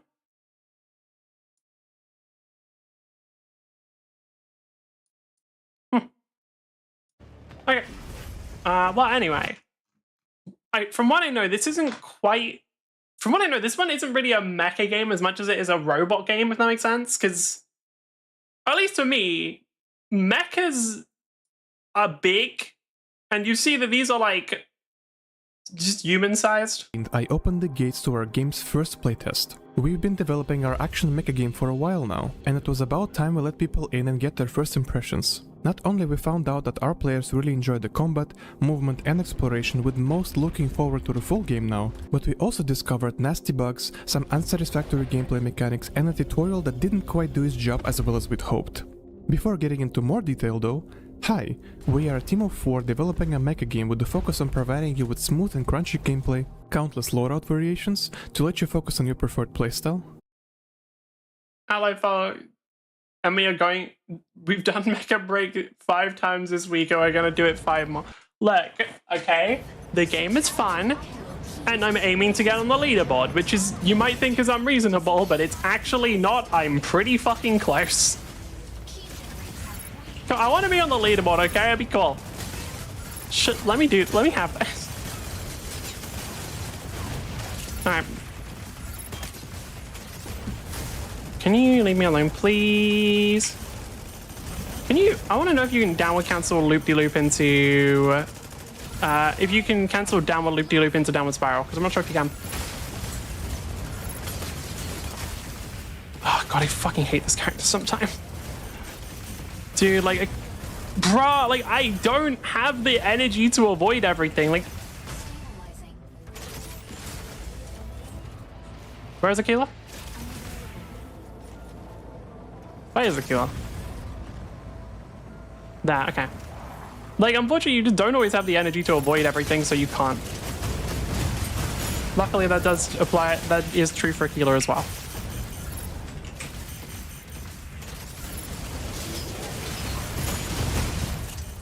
See, I run out of fucking bullets there. That is the worst thing. Okay, we got him. You chasing me? They have a Stellaris.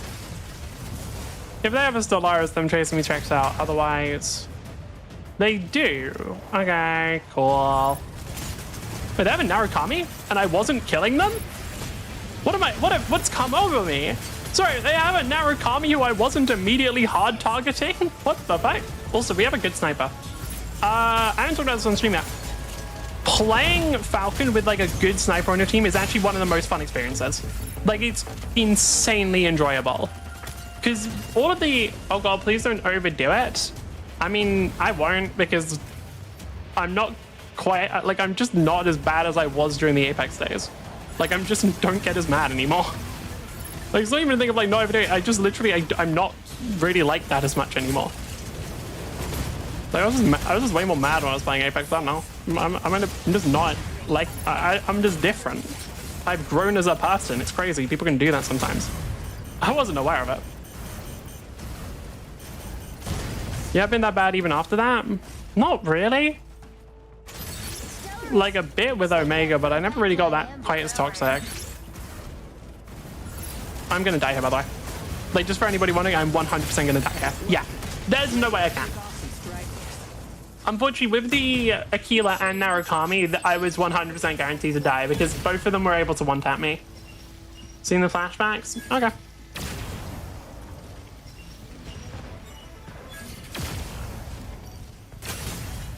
Yeah, I wasn't living there. Either way, I don't overdo it. Okay. So, is Naru just still sitting up there? I think they are. Oh, what?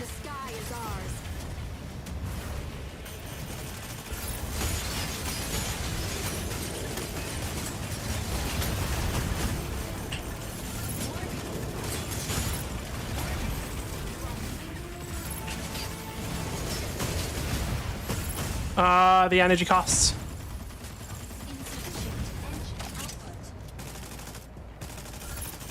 Attack marked target.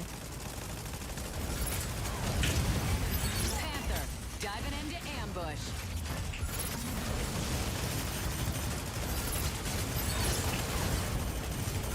Bro, they are so hard to actually get. I remember seeing a bunch of people saying that what they should do with I'm just dead. Really? Man, that's dumb. Like, come on. Fucking get rid of Welkin's box, bro. Just don't give him that shit. He doesn't need it. Get rid of the box. It's stupid. Jesus Christ. Actually, nah, just fix the lock-on. Like, just fix the strength of that auto-aim on some swings. Because, like, that last one couldn't have shit me. Why can't the light mechs be more fast? What do you mean? Narukami is fast, like, really fast.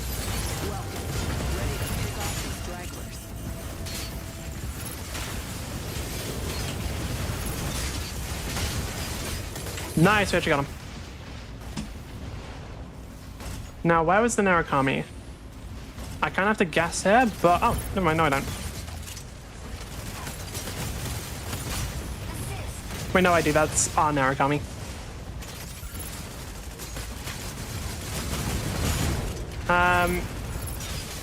Like, because they are light, why should I have to catch up to them? Because Falcon's whole thing is being fast. Falcon's whole thing is being fast. Like, that is their whole thing. No? Yeah. No, yeah, it absolutely is. Not Falcon? Wait, which character is he talking about then? Like, which character do you think shouldn't be able to catch up to Narukami? Like the heavy mechs. You don't think the heavy mechs should be able to catch up to Narukami? Can they? I'm just dead. Dude, go away. Dude, Stellaris players are war criminals. Alright. Like, which heavy mech are you talking about specifically that's too fast? Because there are, like, the fastest heavy mech, I believe, is... I think Skyraid is medium, so fastest heavy mech is Aquila. Like, you're saying Aquila moves too fast? Because... Problem is, if they didn't, Falcon and Skyraid would just wipe him, like, so quickly. Falcon here. The sky is ours.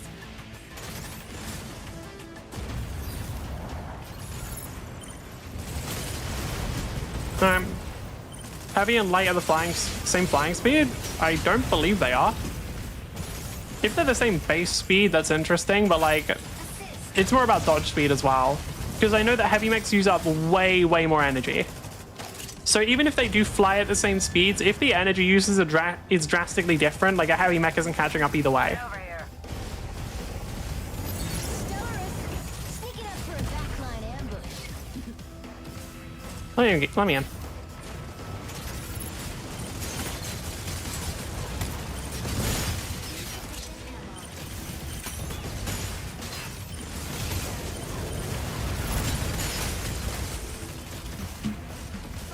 Illumine and Narukami is not the best matchup here, but we can take it.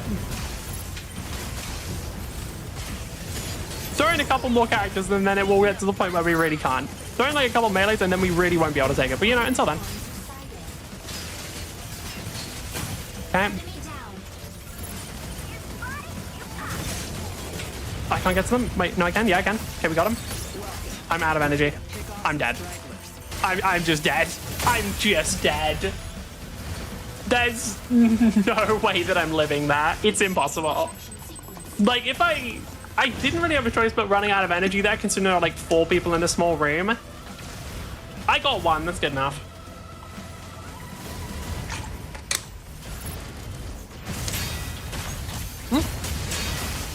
I didn't expect them to keep to still be fighting. Oh, there's only 2 people left. Okay. Yeah, we're probably gone. Yeah, we're gone. They're taking that one. It's fine. Is there another one? Wait, is there another one spawning? Not anytime soon. I was hoping there'd be another one spawning soon. Hold on. Hold on, 1 down. I was hoping there'd be another one spawning soon. I'd just be like, okay, I'm just grabbing that.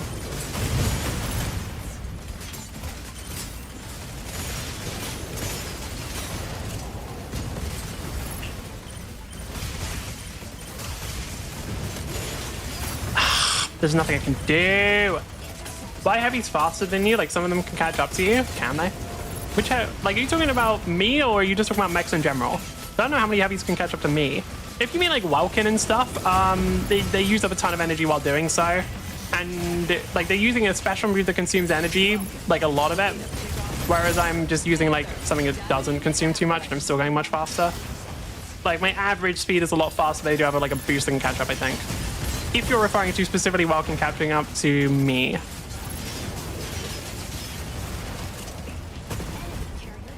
Oh, we won. It looks like somebody else had the same idea as I did. They just had it at the correct time.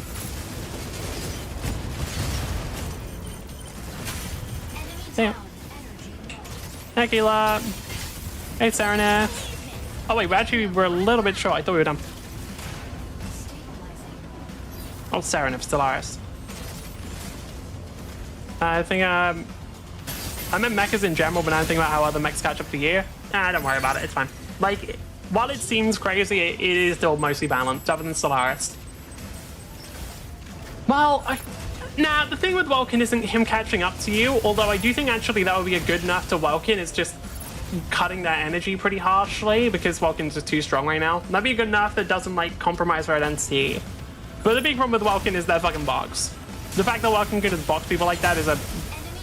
and then just wipe them, I don't know.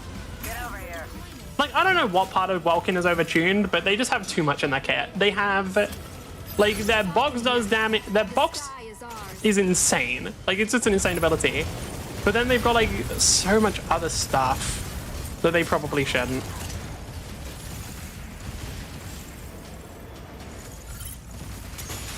Other one's the real one, so I just want to do that, and then...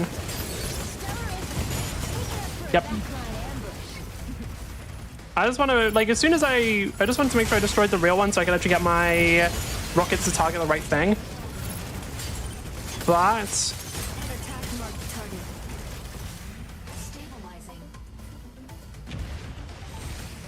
where are they? We just need one kill. Okay, kill them. Never mind. Hey, Narukami.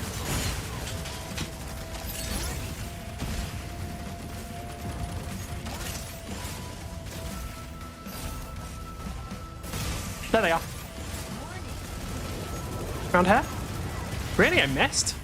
Oh, that was one of the clones, wasn't it? They must have shot me from a different place and used the clones as bait. GG.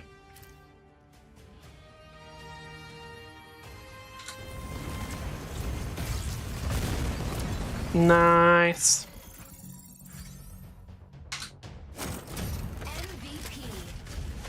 Of course, Stellaris gets it. Is that a bot? That actually could be. The fact that Naru can cap those while full stealth is ass. Bro, Naru's not the problem, Stellaris is. Like, Narukami, at least, like, her stealth is way more limited and way more balanced. I have a problem with Stellaris. Like, who really think, like, out of all of the stealths you can have a problem with, have a problem with the one that's actually broken. Okay, General 3. I'm gonna see how many people on the leaderboard right now. Because if we just keep winning, we'll be on leaderboard by the end of the stream. So how many people are on it right now? 39. It refreshes in a minute, so we'll get to an updated look next time. Okay. And what would a mech game be without a fully detailed paint job system that puts the final touch before you can call the mech truly your own? Okay, now with that out of the way, let me ask you a question.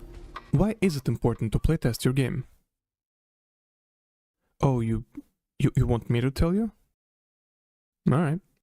Playtesting is an important step in the development process, since we as developers have no way of knowing what it's like to experience the game for the first time, going through the tutorial, experiencing a newly introduced gameplay mechanic, or simply running around a level you've never seen before.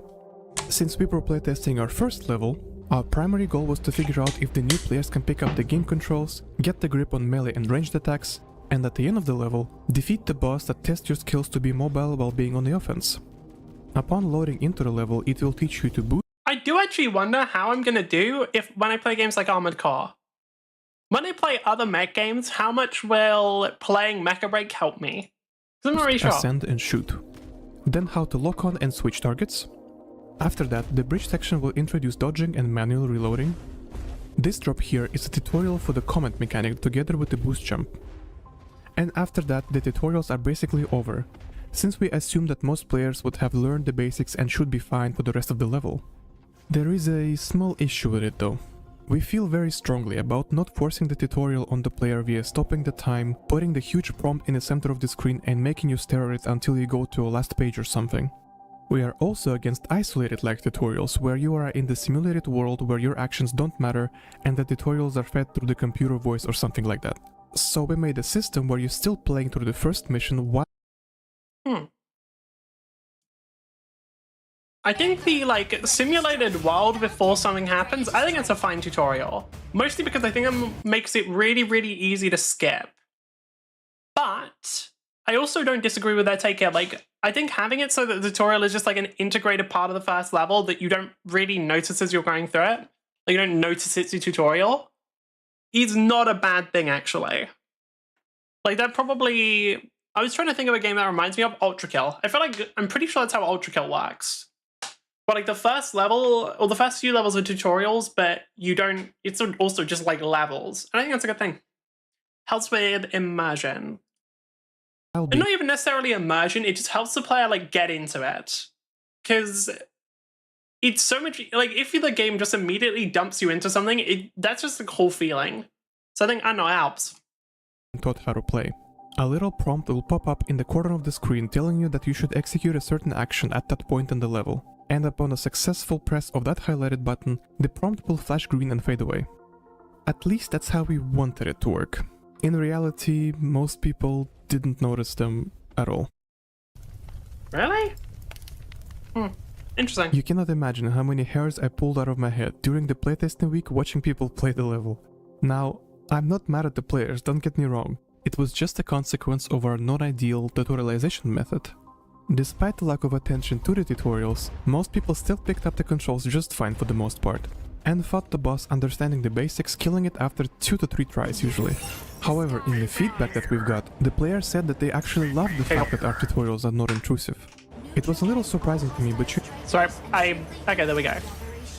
Right. I was panicking for a second because for some reason I like, couldn't see my screen. Edge Inferno, I'd rather go for Elise Nets. Mostly because Elise Nets is currently going for me. They have an Arakami?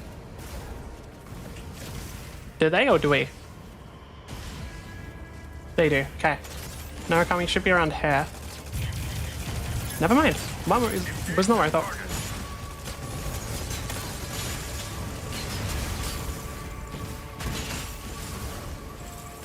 Hey, Saranath. Not Saranath, Stellaris.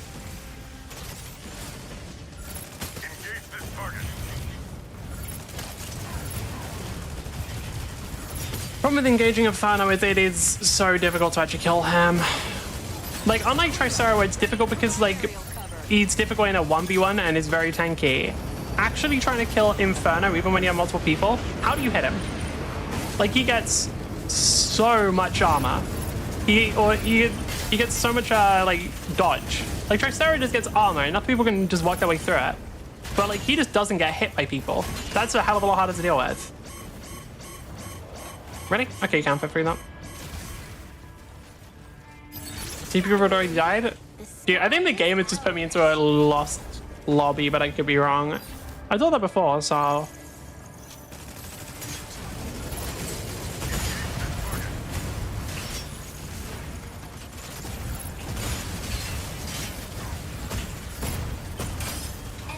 Okay, we actually got the Narakami. Stellaris is aware of my presence, fuck. Okay, that's fine. Alright. Stay alive. Don't like how much energy I'm burning through. That's the one thing is, like, I don't think, if I actually manage to escape from them, I don't think they really have the energy to catch up in a lot of cases. The other thing is they don't really need to. They just go invisible and wait until I'm not paying attention to them. And unlike when a Falcon does it, bro, you can't do anything. They're invisible. You can't even, like, watch for them.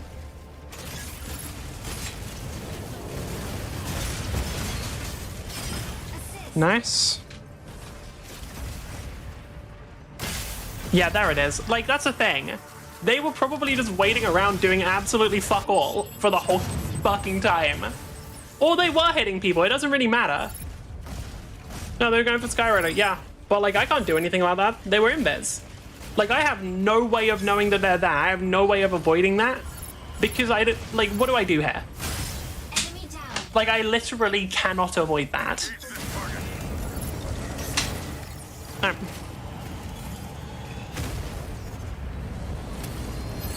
Stellaris is a poorly designed character. It is that simple. Like, a lot of the other melee characters are balanced by melee being... Well, actually, a lot of the melee characters aren't balanced. Never mind. A lot of the melee characters aren't balanced. Let me correct my statement. Because now I'm thinking about it, like, the big offenders of the game, the big broken ones. We got Welkin, we got Stellaris, we got what? What else? Those are the main ones, actually. Landing area. Falcon here. The sky is ours. But we have a full dive comp and you're all turtling. What the fuck are you talking about? I don't know what they mean by we're all turtling because we're just kind of not. Oh, there. Oh my fucking god! Stop! Nerf them! Nerf them already. That was Elysians actually. My bad. I just assumed it was Stellaris. Holy shit! That was a lot of damage. Oh, this is a lot of people going for me. Come.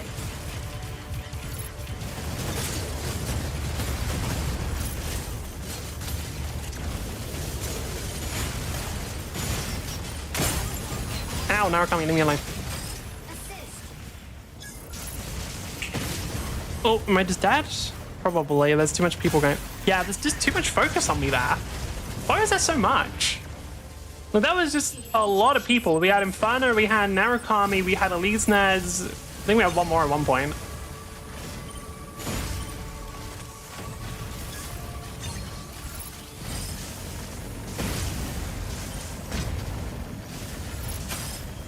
Yeah, there's not much I can do. Engage this target. Engage this target? I would love to. Falcon here. I think Inferno should actually... Like, Inferno just seems too hard to kill. For what they are, which is supposed to be like a really high damage guy, they just seem way too hard to kill. They should probably just have their, like, booster reduced a bit. Oh my fucking god, dude. Just fuck off. Okay, where's Narukami? Because I'm gonna die to them if I don't kill them. I want to remember that like all the way across the map, but it's kind of hard to tell. Okay. Even if Stellaris is low, like me trying to fight him is so risky. If Keela could get him, maybe? Okay, cool. I think Panther's going for Narukami. And that tells me where Narukami is.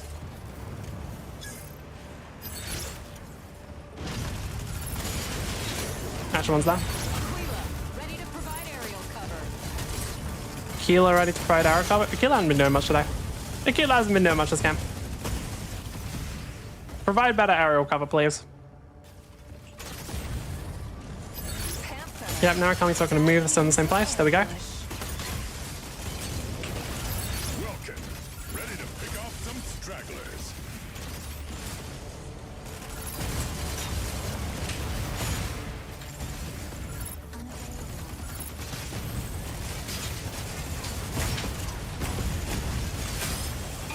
How many people have died? Oh, Akila's actually just dog shit. Okay. Oh, that explains why they were flaming earlier. They've died 5 times. Wait, that explains why they were getting mad earlier. They're the ones fucking up. That makes sense.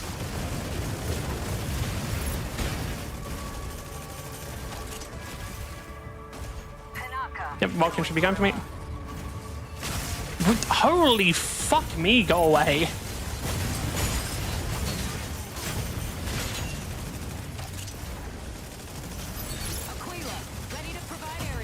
No, you're not, Aquila. You're not ready to provide aerial cover. You're ready to do absolutely nothing. Let's be real here. You're ready to do absolutely nothing and not be useful. We all know that's what's going to happen. Why are you going to say stuff? Why are you cat? Damn, yeah. Honestly, Aquila threw that really hard. Honestly, dude, Aquila threw that so fucking hard. Like, what do you mean? How'd you even die that much, bro? Aquila, you're Aquila. Anything to the ground. Like, don't they have like what do they have by the end of it? 6 deaths. Like 6 deaths, 0 kills on Aquila. God damn, you're just bad. Don't flame other people. Come on.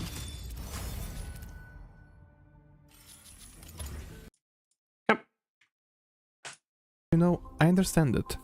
It is nice to learn the game at your own pace without the game feeding you tutorials that interrupt gameplay. But still, considering how complex our movement and combat can get, we ought to adjust the way we show prompts. We will see how this will work for us in the next playtest. As developers, we kinda have this ideal path we want you to follow, especially in a tutorial level such as this one. I am saying this because across our entire game we would like to avoid invisible walls as much as possible. Here, there are no invisible walls at all. That lets players go wherever they want in the level at any point. That means skipping tutorial parts, ignoring enemies and missing some imagery we want to show. But to my surprise, almost everyone followed the ideal path perfectly, despite the fact that I mean, from what I've seen there, the path is pretty linearly laid out. For people's first time playing, they will take the path in front of them. After that, they might start fucking around, but for the first time playing, most people will. nothing stopped them from going off the intended path. Despite us wanting it to be on the path, we still put some hidden encounters and even loot chests for players who wanted exploration. On the first playthrough, we wanted the players to naturally follow the path and kill the boss, and on replays, explore and find extra content. And that is exactly what happened. That is partially thanks to us putting very powerful turrets on the roofs of the buildings to discourage the exploration for fresh players, and give exciting challenges to the players that have better grip on the controls. They're quite the heavy hitters, not only doing quite the damage to the player, but also pushing you away with their shots. Among those extra enemies, on this platform stands our first fully intact enemy mech. He guards a chest nearby and requires your full attention to defeat. Unlike your mech on the first playthrough of this level, he has core items equipped. It's these items you can put on the back of your mech to give you extra power. Despite him being more armed than you can still beat him. It's these extra challenge enemies that you're not supposed to but can defeat, that I so value in games, since I believe they offer this good powerful feeling if you're able to overcome such challenge. It's like a tree sentinel. I think we all felt good about defeating. Honestly, yeah, good choice. Like, having that sort of thing for like maybe 100, I don't know, it depends on how easy it is to replay. If you're able to just replay levels one at a time without any problems, then I think that's fine. If it's a thing of like you have to replay the whole game to get to it, then it gets annoying. But I think this dev is not going to go for that, so that should be good. Him when we first saw him. You're not supposed to or expected to kill him there and then, but damn does it feel good to do it anyway. We will have things like that in our game in more levels. Another thing that I wouldn't be happy releasing the game with even without the playtest results is unsatisfactory melee mechanics. Even before the playtest started, I knew that swinging your sword wasn't as fun as it could be, as it lacked game juice, mastery, and just felt bad. It used to be that upon pressing a button, your mech will abruptly stop all movements and begin swinging towards an enemy via motion warping.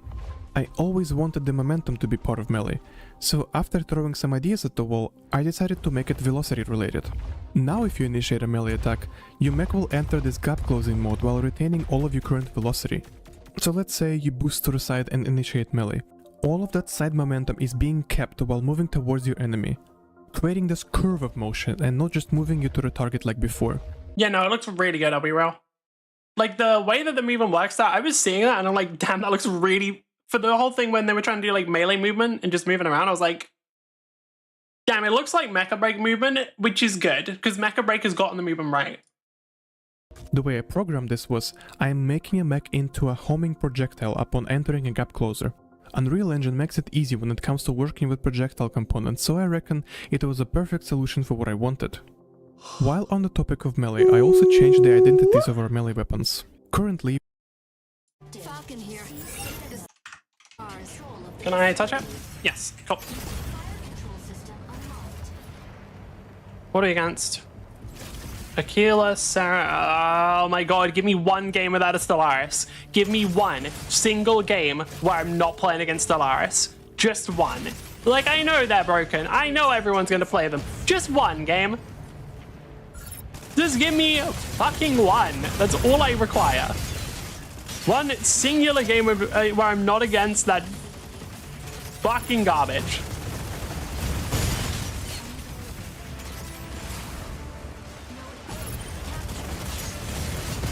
Okay, nice. Wait, we got it? How? And you just weren't paying attention, I guess.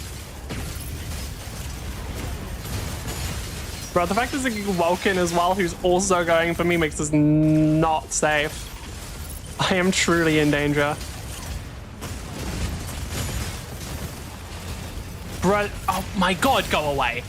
Oh my god, go away. Just fuck off. Just fuck off, dude.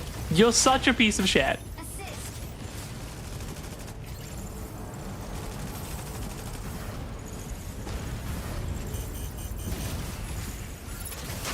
No, the fuck you don't. No, the fuck you don't get to do that. Like, holy shit, man.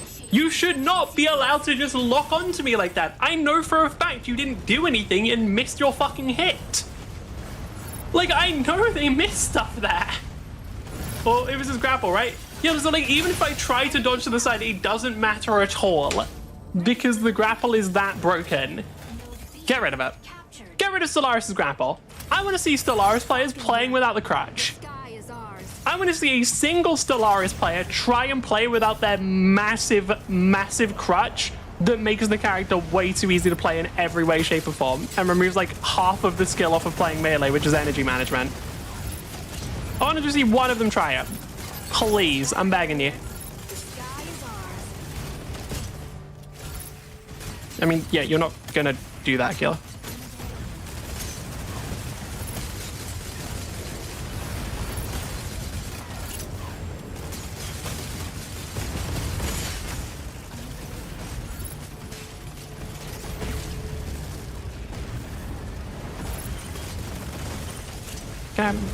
I mean, okay, that's a fun place to be.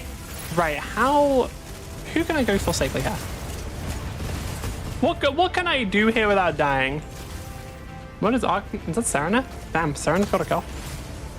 I'm always surprised whenever Serenif gets killed because they just suck. I know, like I played Serenif, they just suck, man. I know it's like just the thing of they're not my kind of character. Like they're literally a support without healing. They are designed to be like played in team fights and helping people out and like working alongside allies. Man, they're boring. Man, they're boring.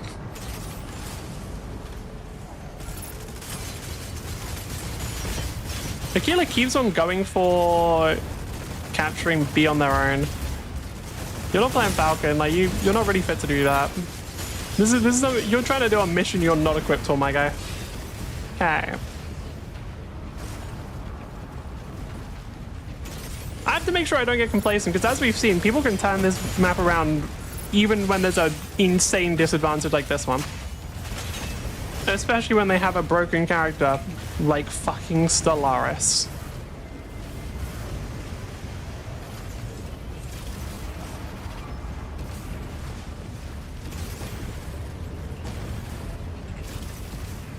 Where are they? Like, where was the Serenif there? I was getting hit by that stuff. I don't even know where it was coming from. Really? They couldn't kill them?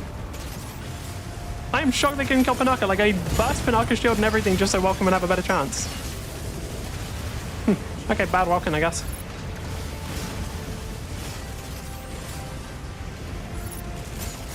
I'm not gonna let you solo capture B, my guy.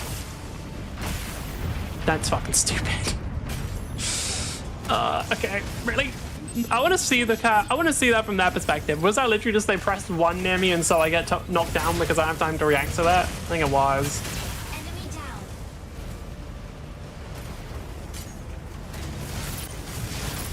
Yeah, okay.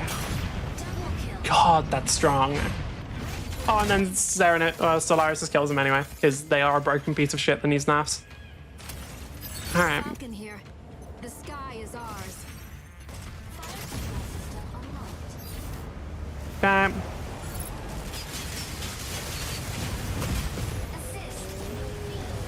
Is it just Tricera chilling in there?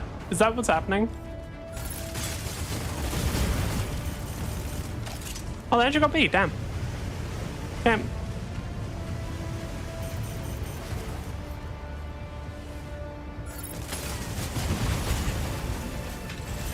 As long as Pinocchio can just put a shield on themselves, they're actually okay here.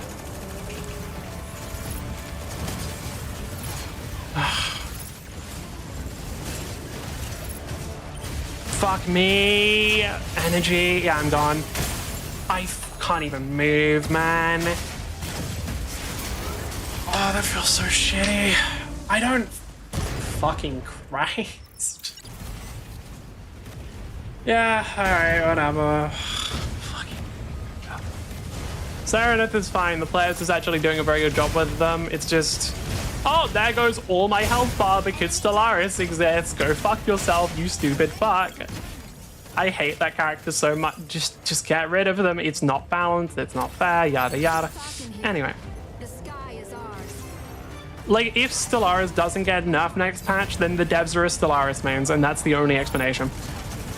This isn't a meme or anything. Like, the only way that Stellaris doesn't get nerfed is if the devs are shitters and also Stellaris mains. Like, if I fucking tune into the... If I, like, look at the devs live stream one day, I can't even move. I literally can't move. I literally could not move that. I was dashing, couldn't do anything. Like, fix it.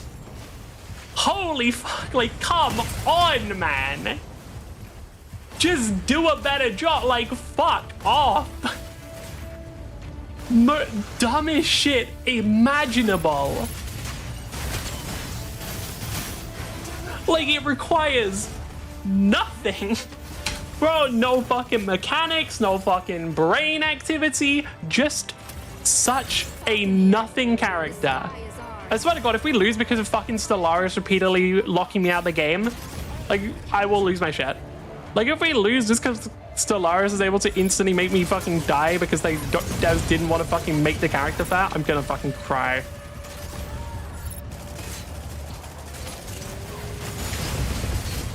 Okay, nice.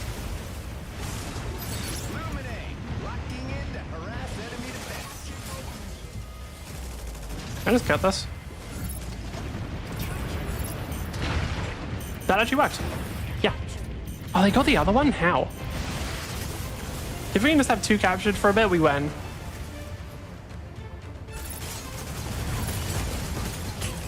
No, you don't get to go in biz. No, you don't get to go in biz. Fuck you. No, like, actually go fuck yourself. You don't get to go in biz. Enemy down. Just no. Just absolutely fucking not. You're not getting in biz there. You're not getting a free escape button.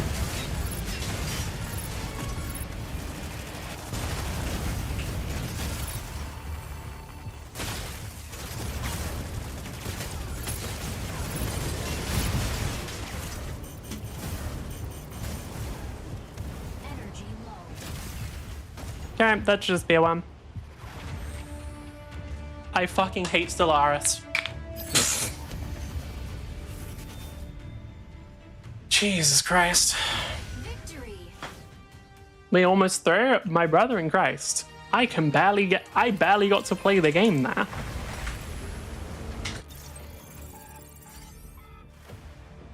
Like, I barely got to play the game there. That was my only kill. Panther's lance shreds through all evil. I didn't realize Panther kind of just has like a face. The light is just kind of like a smile or something. I like it. Yeah, I just could not do much, man. Actually go far. Oh yeah, they also get a ton of captures because they can go in viz and then capture something and it doesn't stop them. Wait, did I lose a match? Wait, I must have lost a match. Hold on. When? Did I lose my last match? I actually forgot, fuck. Yeah, I did. Oh, okay. Oh, yeah, that one. Oh, yeah. Okay, fair. I was only riding at the win streak bonus. We have a sword and a lance in the melee roster. Sword is lighter and agile, while the lance is heavier and more heavy hitting, with high commitment attacks. When using a sword, you have two options after the swing is done. Oh, actually, you can either I need to go and refill my water. I will be right back.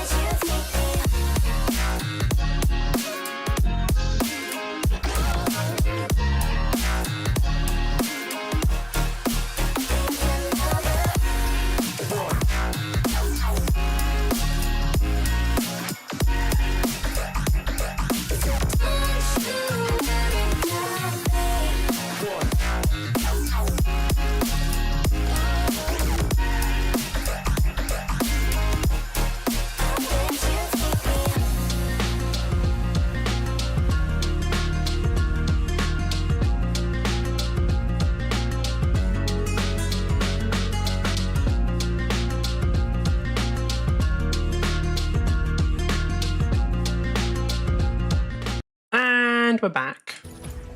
I actually want to check something. What rank am I? General 3. About halfway through. How much would I need to play? How many wins do I need to get to actually get to Champion 5 then? It's about 2 to 3 wins per, so we'll do 2-2 and I'm General 1, then 3, so 7 wins. Okay, I'd have to get 7 wins in a row. That is difficult.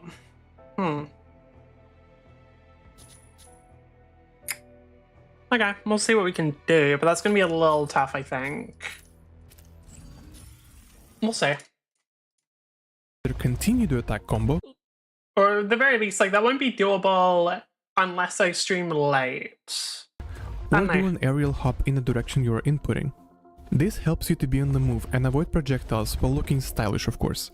The lance though got a bit more updates.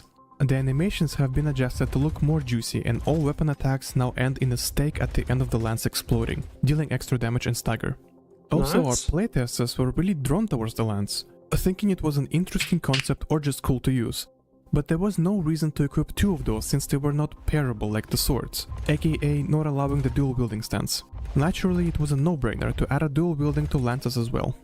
In my eyes, there should be a never situation where equipping the same weapon in each hand does not result in a stronger version than a single hand. Fair enough. Exploration-wise, our players Double lance really is kinda like the sick. fact that we allow them to go wherever they want and find extra enemies and optional content. They liked it so much, in fact, that a lot of players requested that we keep the exploration in other levels as well. So we decided to embrace it, and now we are blocking out new levels with secret or optional areas in mind, to let you explore at your own pace. Find secret loot with armor parts, weapons, cores, or credits. Level design plays a huge role in games like this, where we allow not only X and Y axis movement, but Z as well. We allow you to navigate and engage with the 3-dimensional environment in a big, usually open levels, while also offering you a big number of very different playstyles. Let's say you have this armed-to-the-teeth heavy mech. If compared to the light-built full melee mech, it plays almost a different game at that point. Our level design needs to complement all playstyles. I wonder if I'm going to play the really heavy mech or the really fast light one. I'm not sure yet, you know, I haven't really decided. Of course, pleasing every single build is impossible, but it is our job to make sure that one build does not feel like objectively the worst choice in the mission. We do not want you to feel like you've made quote-unquote incompatible mech. That is why in game development blockouts are so important. So when we started making levels that are not tutorials anymore, we came across an issue that was invisible to me before. It's the scale. In this ocean-based level blockout, I noticed that getting around from encounter to encounter felt a bit long. Getting places kind of broke the... Yeah. The problem is, if you're going to have such a wide variety of characters, and like, more accurately, a variety of movement speeds, it does mean that like some characters will just take fucking ages to go anywhere, and that's not very fun for a lot of people. This loop of traversal and combat, making me wish I could get to the next enemies faster. All of us seem to agree on this, and we decided instead of making the level feel huge, we better make sure that getting around is interesting and engaging enough. Making a level sometimes more condensed and sometimes fill empty areas with something to do, be it enemies or platforming. Now, this is not always a level design mistake. I also increased the boosting speed of all mech types and decreased the boosting cost, making you overall faster. That helped with the traversal of large areas, but the level design is still more important here than a player character. That is why catching this kind of mistakes early is very important, and you can now see just how important the blockouts are as well. At this point in the video, I would like to thank all of the playtesters again for your time, especially those who allowed their runs to be recorded. It was an invaluable feedback and footage that allowed us to adjust. Hey, I'm just saying,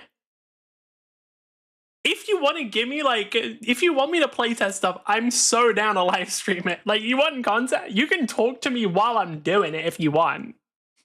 Like, you can, I am so happy to have, like, the devs in chat while I'm playtesting the game. Like, come on. Just, like, as an offer. That would be kind of sick, to be honest. Like, this game does actually look really cool, so I don't want to play it. The level design, improve combat mechanics, and overall make the... Okay. Let's go!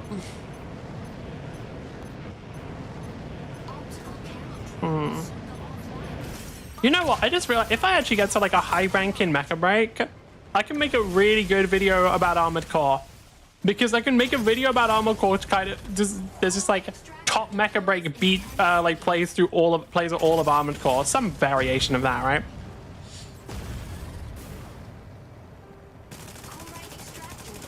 Were they not here? What are they? They have a Narukami, right? No. We have a Narukami. I'm a fucking idiot. Okay. Fucking ow, Jesus.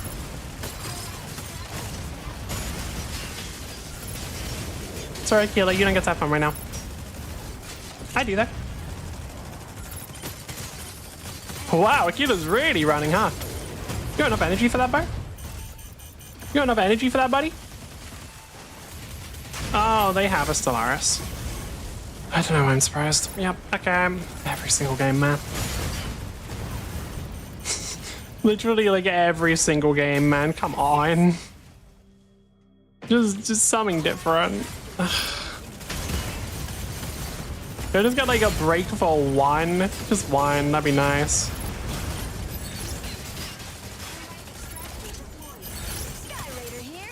They're just gonna give it to Welkin? Yeah, they are, aren't they?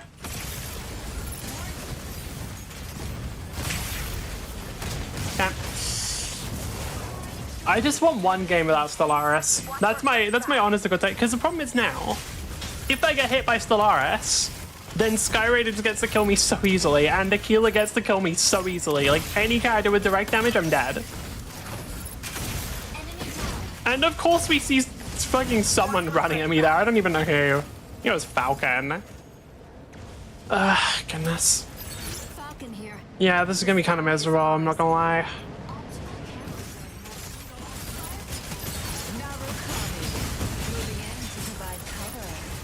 Did I even get the Aquila last time? I don't think I did. Okay, somebody else did. Oh. Who's even chasing me? Oh, it's Stellaris!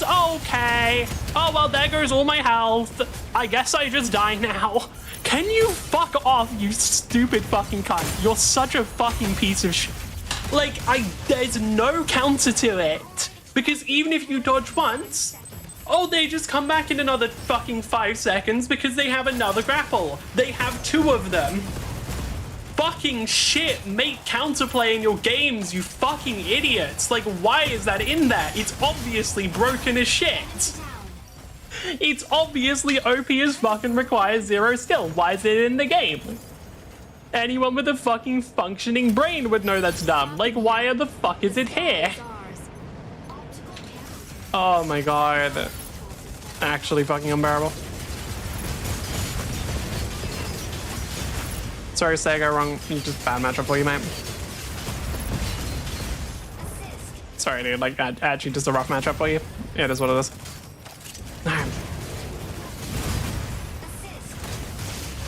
We gonna get it, or?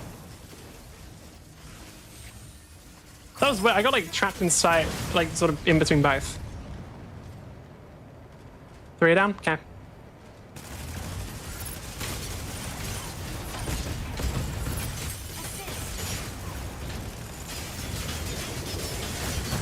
Oh no, motherfucker. You think I'm not going to kill you the second I get a chance?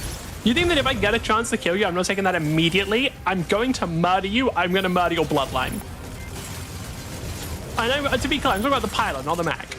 I'm going to squash the pilot like a fucking insect. Like, they're going to try and eject out. I'm going to grab them out the air. I'm playing Falcon. I fucking can. Really? Jesus Christ. Whenever they're too close to you like that is so hard to avoid. I think the Aquila Falcon matchup actually is not that Falcon favored. Like, I feel like Aquila doesn't... The Falcon has to be quite a bit better almost to be the Aquila in times. Oh, no, it's kind of weird.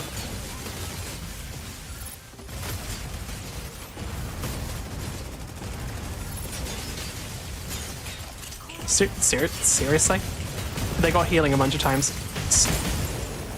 You're actually fucking kidding. I was thinking, oh, I don't want to use up my rockets, I don't think I need them. No, the healers just save their ass. Well, that's on me, I guess. Holy fuck, damage healing? That's insane. Now we're coming, I'm begging you to go for Aquila. Inferno, about to lay down the No, okay, I'm begging you, go for the Aquila. Ugh, yeah, I'm dead.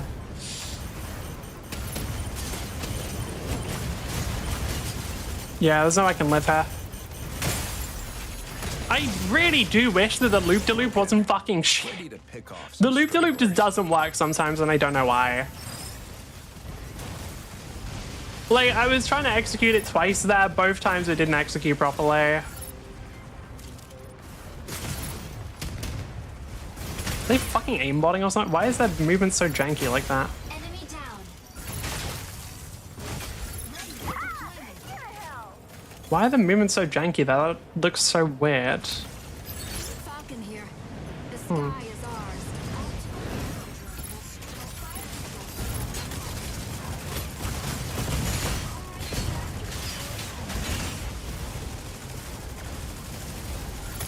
Inferno. About to lay down the barrage.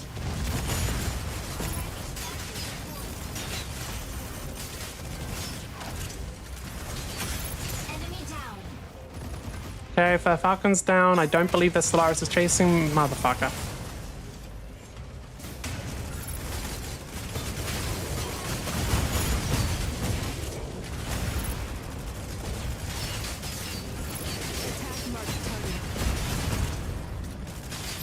What, Welkin? There's like a really low health Stego right there? No? Okay.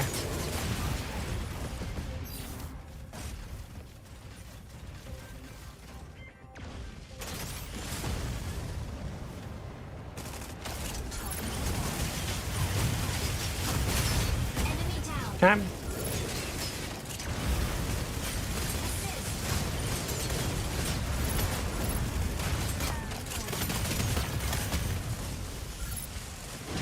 Right. Can I get anything? Can we get Luminate? Not easily. It's Luminate. Actually, if I can stick really close to them and get the... No, the Panaka's thing already on. I was going to say, if I can stick really close to them and then get some assistance from the Panaka's damage as well, that'd be nice. But no.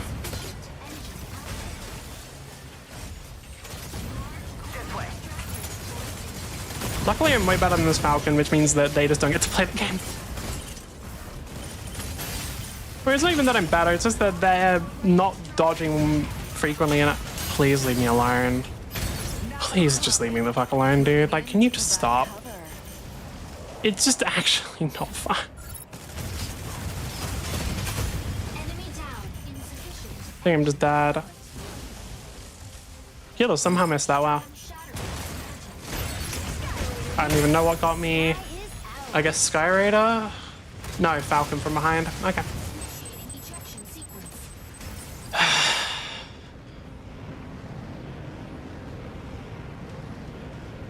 I actually don't believe I've had a game without Stellaris.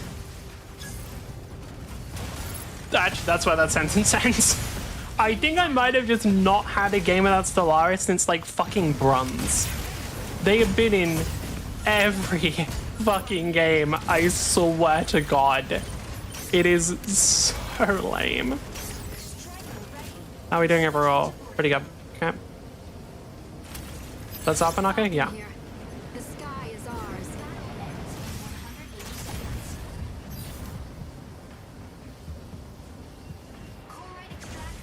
Oh, that up.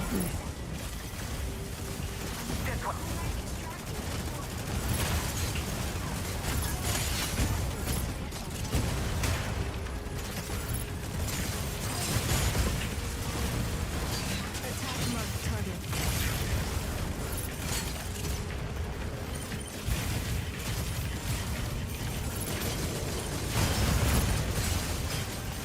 For some reason, I can't lock on. Okay, I was hoping the Panaka thing would lock on the Falcon, but no. What do you... What? Go away! Just go away. I just... It's just boring, man. Because there isn't really any counter. Because you can't dodge all of them. It's physically impossible. No one will be able to. And therefore, it's just fucking lame. It is incredibly lame that this character does over half your health just casually like that. It isn't fun, and it shouldn't be anywhere near it as easy as it is to do so. It's obviously bad game design. Like, you can't make characters that good and that easy. It's obviously just not how a game should work.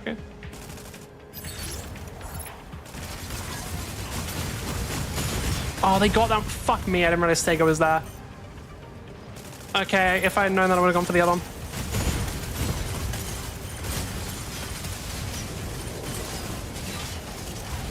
Falcon should die there, yep.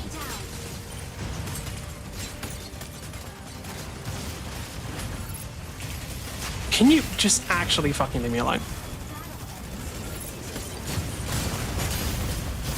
Oh my god, I can't even get away when they're not using the grapple because of how broken it is.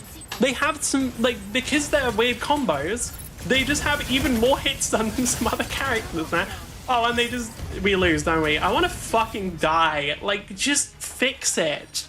Get rid of it. Disable them for a bit and then rebalance them. You can't have a character that fucking broken. Like, it doesn't make sense. You can't have that fucking stupid ass brain dead, overtuned as fuck bullshit in the game. And it's in every fucking game. We haven't had a single game today without a Stellaris. It's all of them. I don't want it to be. Heal, can you? No, literally just Stellaris is broken. Like, that's literally the thing that won you the game. Because you notice they also got 3 fucking captures because they can go invis and capture while invis because the devs are fucking stupid. Game more fun. It is also so great to hear that almost all of you are really looking forward to the full game. And that makes us not only happy but also motivates us to put more cool stuff in the game. I also find it funny how with every video there is a new player UI. This time is no exception, of course. I hope you like it, since this kind of user interface lets you focus on the visuals of the game rather than grabbing your attention with its potentially loud design. By the way, I'm sorry for not making a video for this long. It is just we were so busy with setting up a playtest that there was no time for writing or recording a devlog. Nevertheless, I thank you for watching these videos and your interest in our game. If you're really excited about the game, our Patreon is the place to get new updates on the development, hear new ideas from us about the levels, weapons and mechs, and get information about our next playtest. But it is going to be in a couple of months. Right now I'm going to thank all of my Commander tier patrons and then do a Q&A section that I promised in the comments of the last video. Alright, those Commander legends are... Sure, I'm actually interested. Lady Ellen asks, is co-op and PvP planned? I'm gonna assume the answer is for now no, but maybe co-op.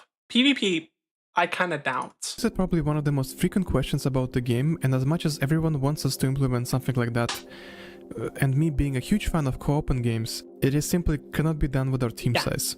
Multiplayer component requires us not only to build the game from the ground. Yeah, like, I'm glad that they're focusing on what they should do.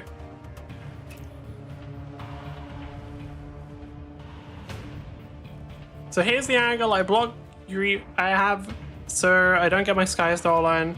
Dying in 2 days, help me with my Mecha. What? Okay.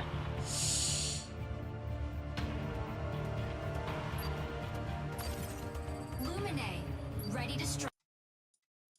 Up again, but also adds more than a year to the development. And as much as I want co-op, this is simply out of the game's scope. Yeah. Do you plan on adding anything besides a campaign or story mode, like a wave-based arena mode? Man, I wonder where they got that idea from. I was comparing the game to Ultra Kill earlier as well. Something like that. We have some ideas for a horde mode actually, though it will depend on how feasible it is in the production. You can expect alternative missions with extra rewards and ones that offer exploration. For now we are focusing on a campaign that has that replayability value. It is clear that you care about what your fans want included, but what I want to know, what is the one feature you want to add into the game the most?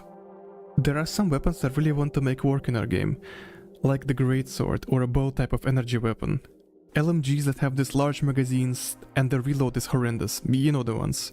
Oh, SMGs of course, since it is my favorite firearm in these type of games. I will definitely add some unconventional weapons. To surprise you with their playstyle and design, yeah, just I will just go wild with the weapon designs. Yeah. Yeah, good choice. Going wild with weapon design is fun. They have an what? They have a Stellaris. You are leaving the combat zone. Every fucking game. Okay. Warning. That's wrong. Okay. Go. One down.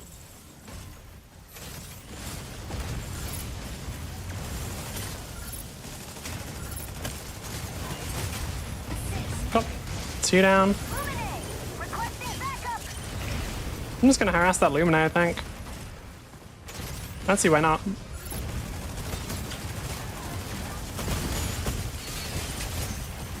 If we can kill that healer, they're in so much worse of a spot.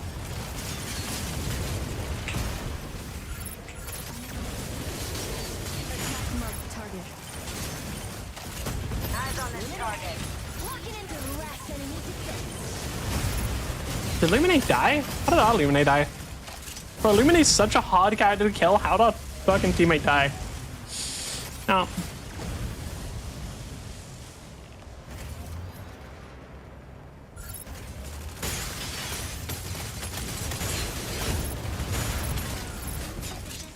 Welcome. Ready to pick off some stragglers.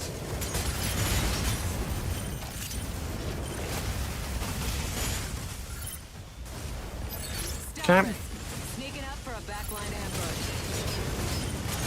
Nice. Panther actually managed to get nearly two of them at once, I think.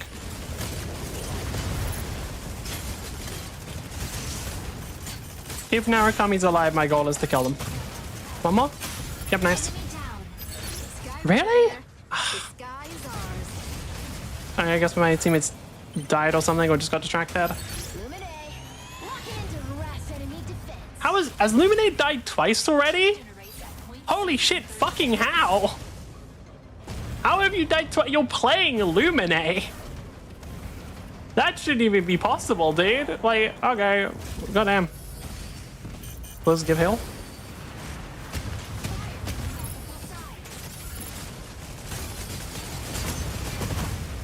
Like, bro, killing the enemy Illuminate required like so much effort. Ours has died twice already. That's wild, honestly. Should be around. That's the real one, yep. Nice, we got it. That's enough to kill, yep. Enemy down. Ready again. Okay, who got it? Welkin did. Okay. Engage this target. Not the worst.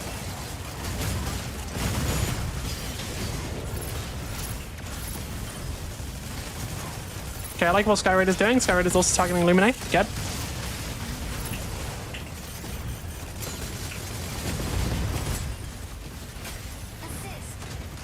Actually, like a solid team. I don't know, like, other than the Illuminate, that was... Maybe they got better. Maybe they'll do better. Like, the Illuminate worried me, I'm not gonna lie. Stellaris, that scares me.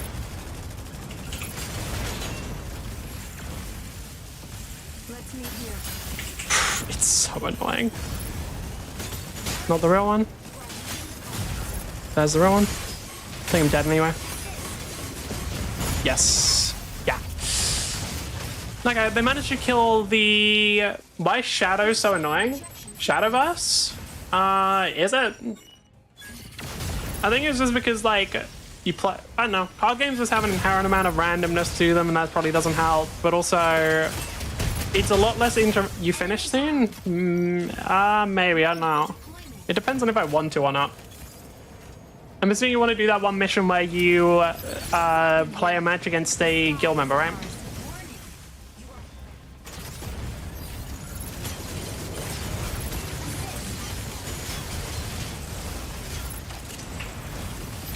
Stellaris.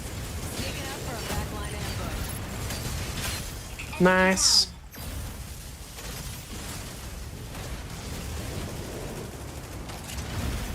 Narukami probably wondering how the fuck is still have lock on, since apparently a lot of people don't know that you can use that to still get lock on during Stomp.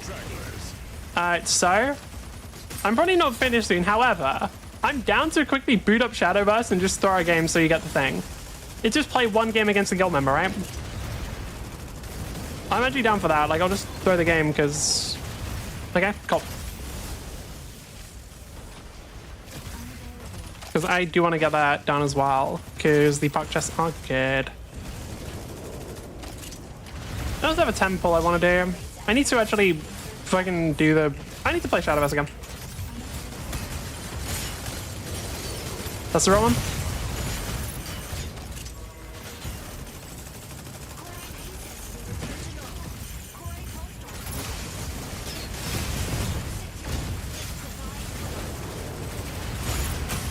Nice, we got him.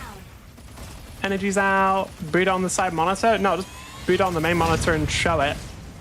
Because, like, it's literally just gonna be a thing of... Oh, what, really? By, what, Sky Raider and... Luminac. Okay. Boo? I mean, I'm not gonna play it while I'm fucking playing this game. While it doesn't require too much input, it requires more than I would be willing to put in while also playing this. You're waiting for a queue? We'll see. I don't know if I want to.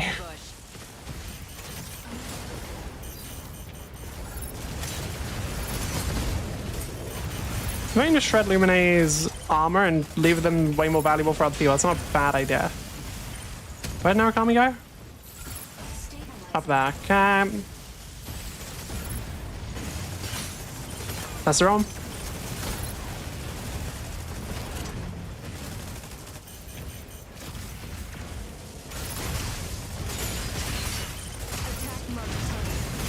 For those wondering why I'm putting that on them, it does basically, whenever they reveal themselves, it should show that they're the real one. Yeah. I'm dead, aren't I? Yeah. What are my team doing? All dying. Okay, that's cool. Please stop that.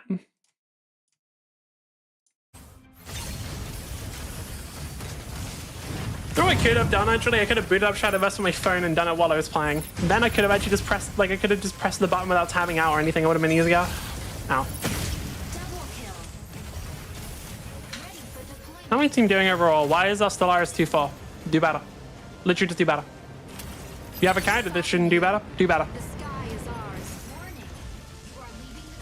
Alright, so you're doing it? No, I'm gonna do it on my computer. Like, doing it on my phone would be annoying.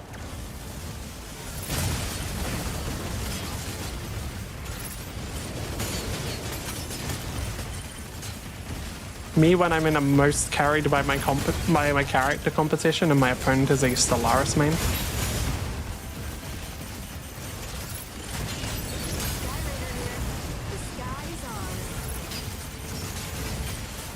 Cool, the sky's ours and all. We need this small room to be ours though. Like, what we don't really need the sky right now. We need this very small room to be ours.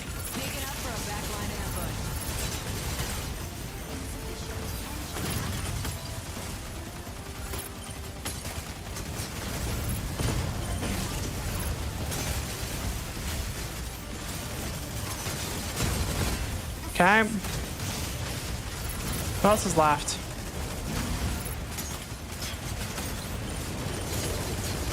Panther is just going ham in here. I'm not surprised. I'm not even slightly surprised that Panther's going insane in here. What the fuck? No, tap back into Mecha Break. Okay, there we go.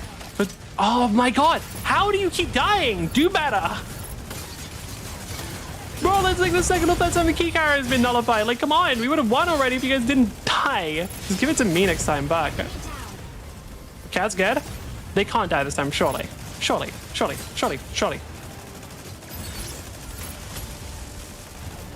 Where's Nar?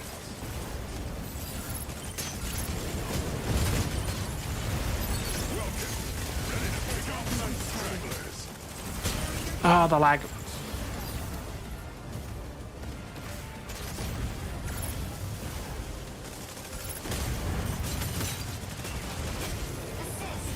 Okay, nice.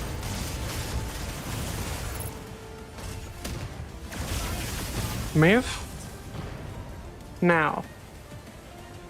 I hope I don't get my shit luck of a hand in my throw game. Hopefully not. Wait, why am I doing this? We can just kill people. We just need to get 2 kills and we win.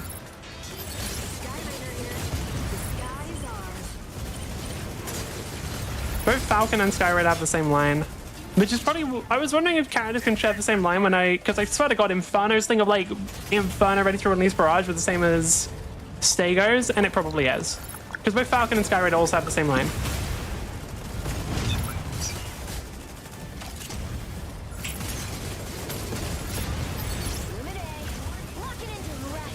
Oh, my game's lagging. We need 1 more kill.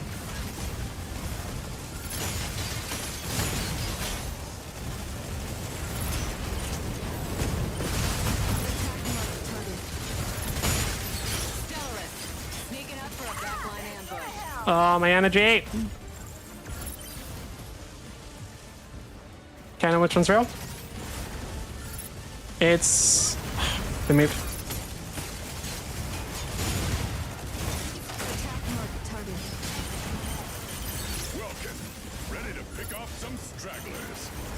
Now coming, come on, Mom. There we go, we got it. GG. Okay. Victory.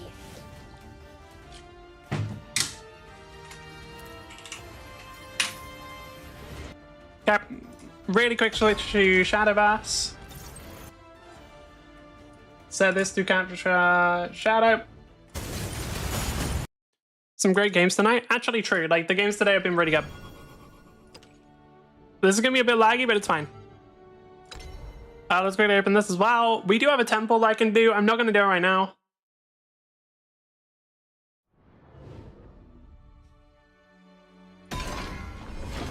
I might start next stream by doing a temple and then play more Mecha Break. Yep, absolutely nothing. Cool.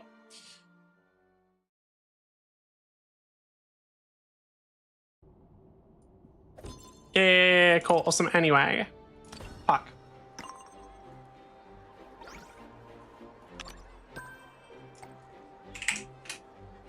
Now, what's the location? Hello, what's the location? No, don't do that. Don't close Shadowverse. What's the button for again?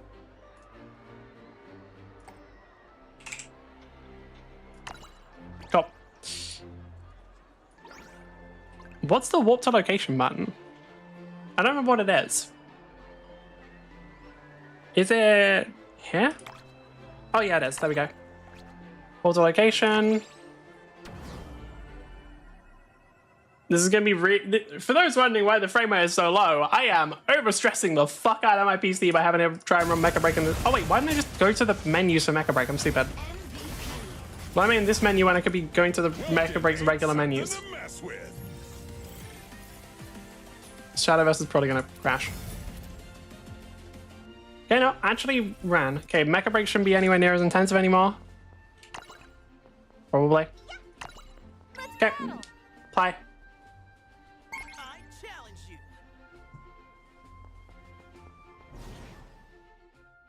Hopefully that is with Dom and it didn't break. It isn't. Please fuck off.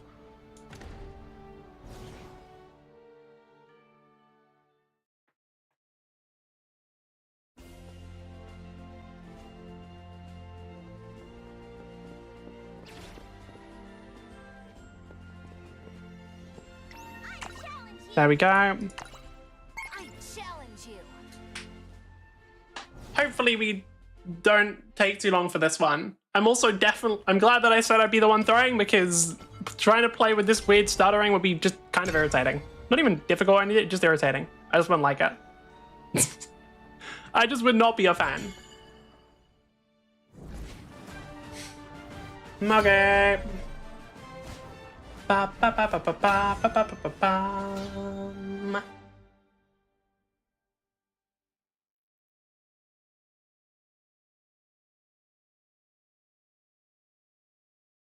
Yeah. Wait, you can farm the supply crates in Mashmac? We have much to discuss. Medium rare. That sucks. Dude, that sucks that the only way you can get some of the, like, hopefully the devs hear that people would like ways to earn the cosmetics in Operation Verge, and we'll give them that.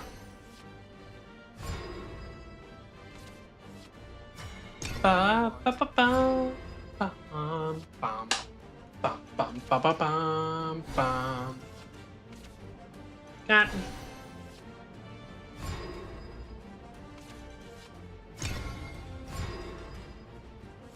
I love playing Shadowburst efficiently. His homework's too I love playing Shadowburst efficiently. Realistically, maximum efficiency would be I should stop playing. special assignment today.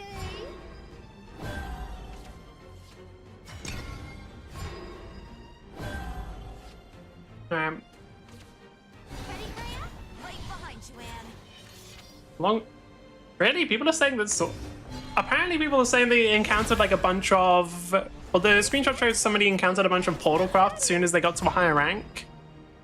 My experience has just been like exclusively fucking sword. I feel like every time I get to a higher rank, it's just sword craft, dude. Ready, Freya? Right behind you, Anne.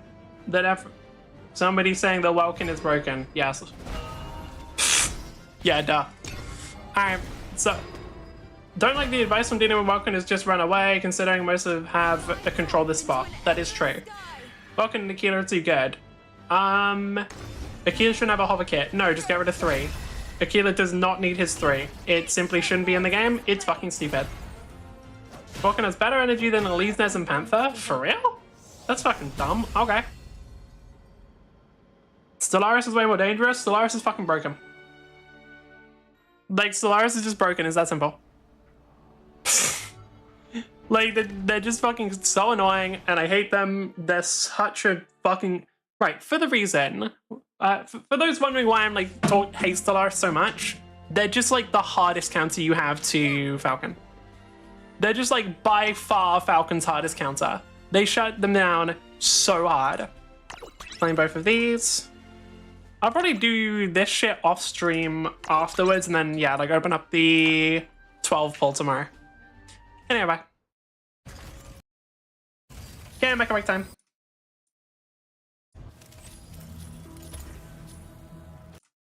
We'll go a bit later. What has been your favorite part of the development? Probably Oh, easy. playtesting. Collaboration with others. I never wanted to be a solo dev since I like the teamwork. It helps with getting an inside opinion on each other designs, and I also feel like I got lucky working with talented people that share my passion for the game. It's been great. Given the AC inspiration, any plans to add other leg types? Quad legs, tank threads, hover jets, reverse joints, etc. Armored Core set an expectation that mecha games should have tank threads, reverse bipedal joints, and quads. This won't be in Rapid, and the number one reason for that is that the sheer amount of work and design needs to be done. Plus, in AC, I personally never enjoyed any legs other than bipedal types, so we are just going to focus on adding mech sets that look and feel different from one another. Is there a live build of the game to test, like a demo of sorts? Yeah, that's what we did with the playtest. Currently the ability to playtest is closed. Tell you what, if you join the Patreon, there is a link to a Discord. Just DM me if you want a Steam key, but keep in mind that outside of the playtesting periods, you will most likely be playing an outdated version. We're going to announce the next playtest in a couple of months from now via the Patreon, most likely to be focused on letting you play through the new level. And that's the video. Thank you for making it this far and showing your interest in the project. We do read your comments, so don't hesitate to tell us what you think. Like, comment, subscribe, and all of the good stuff, and see you next time. I'm just saying, if they really want someone to playtest, like, I'll live stream the playtest. Just, like, you know, I'll live stream the playtest. I have no qualms or objections to doing so. The game looks cool. And I want more good mech games, so, you know. Alright, let's look at this one, because this is an interesting one. Death of a Game Paladins. For those who don't know, I actually was like a Paladins player at one point. I have, I think, 200-300 hours in the game, possibly more. I can check. Yeah, I have to scroll down now, fuck. Okay, yeah, 184 hours in Paladins. Not a lot, admittedly. Like, especially for me, that is not a lot of hours in a game. But I did play Paladins. I did have a lot of fun with Paladins. And yeah, it does suck how much they fucked everything up.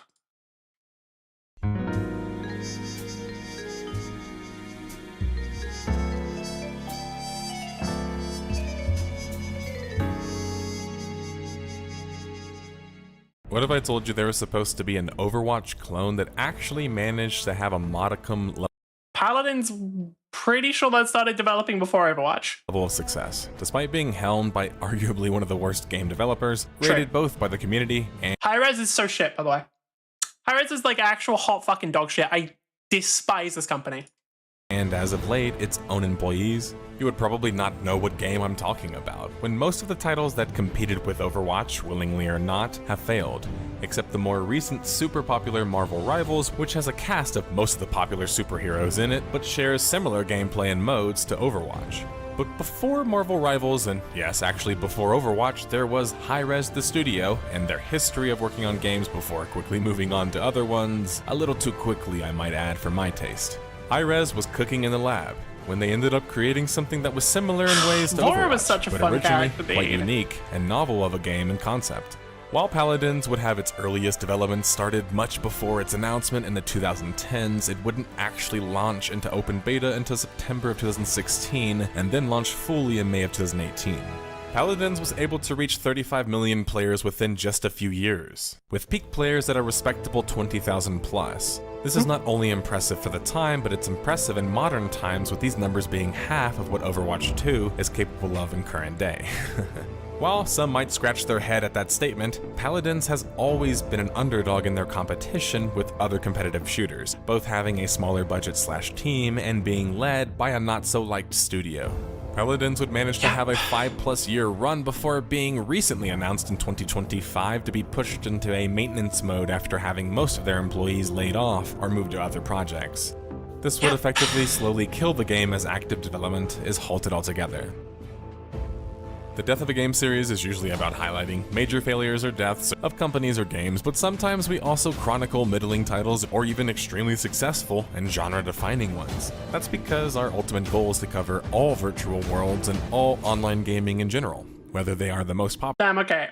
I am noticing queue times have gotten really high. Never mind. Popular major hits are the quiet cult classics. If there's a story to be told, we want to tell the story. Paladins falls into the I've noticed that the queue times have just gone really long. Maybe a peace out for today. Unfortunately, we didn't quite hit the leaderboard, but we can still do it tomorrow.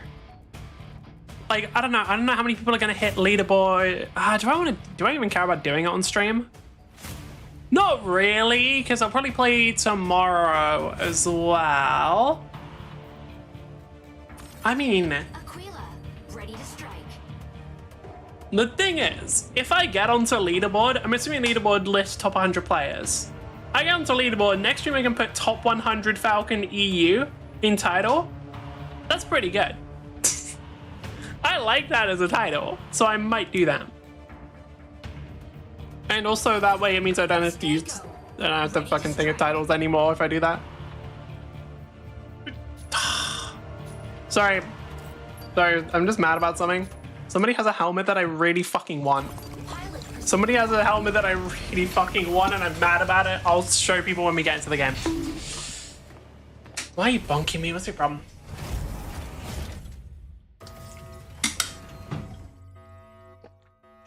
Let me see if I can show it briefly. Because I believe it will show the co-pilots on the right here. I think it's right. No one has actually gone in. Yeah, come on. They're the robot head. They're the fucking TV head. Bro, I like that one. I want it. What the fuck? Devastating. Sure, it's in maintenance mode now qualifying for the series, but it still managed to actually reach a good level of success, given the circumstances and their competition. That being said, Paladins never really reached their full potential, at least in my opinion, with many game-breaking and changing updates happening within the game's beta phase before it ever even launched. On top of this, Paladins has had to battle against other issues uphill that kept it from being even more competitive with Overwatch and the like. Such Pay as attention as the being video made by unfolds. fucking Hi-Rez. I don't know why. Fuck Iris, man. Dude, like, the one thing I think that really fucked over Paladins was just an overall lack of polish due to a lack of funding. Because when you're playing, there was just like a couple of things, like certain areas just visually would look a bit off. Like things would clip into each other, like maps would clip into each other, or like hitbox would be a bit off. And it's just one of those things where, like, yeah, they just didn't have enough time. They just didn't have enough fucking funding. They didn't have a big enough team. And if Pirates just gave them, like, actually enough resources, the game probably would have done way better. But they just didn't. Because they were being cheap pieces of shit. Which, like, that really just is a shame.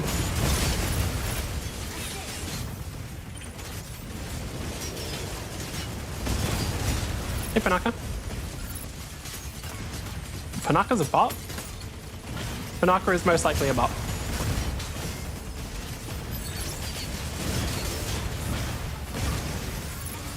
Does a bot play like that? Genuinely, does a bot just randomly spam cover it? Probably, yeah. Just sit on the payload or sit on points. Yeah, well, we definitely have some real players on our team. Ready to hold down the front line. That's from Luminae. Who's on our payload? Is it just Tricer on our payload or? Oh, Hurricane? Oh, that's fine. If it's Tricer, I can't really kill him on my own, but Hurricane I probably can. Actually, I don't even need to do it on my own. I have Stego, who does really good damage here.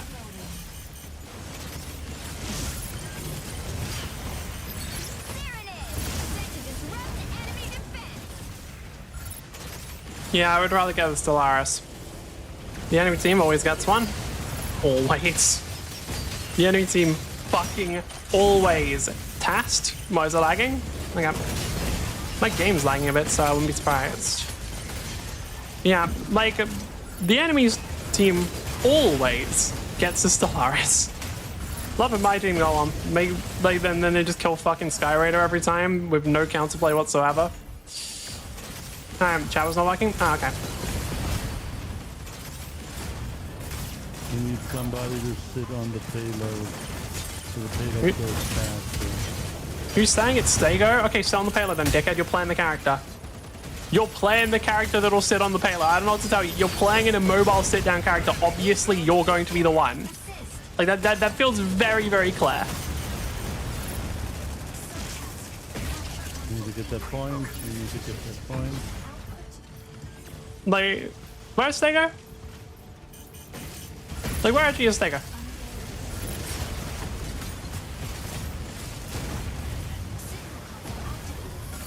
There we go. They're actually okay, they're in the useful place. Nice. Holy shit, they just fucking died.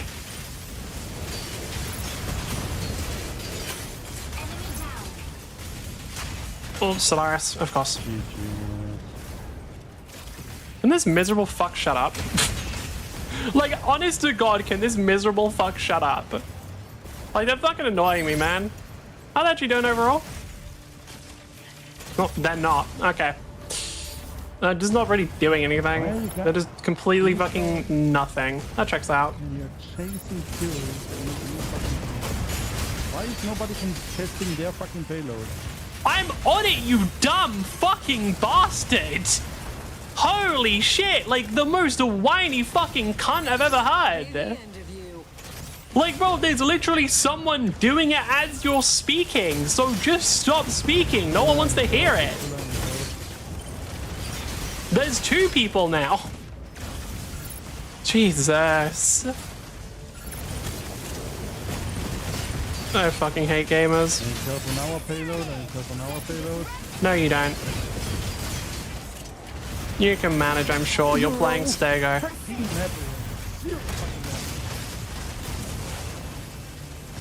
Alright.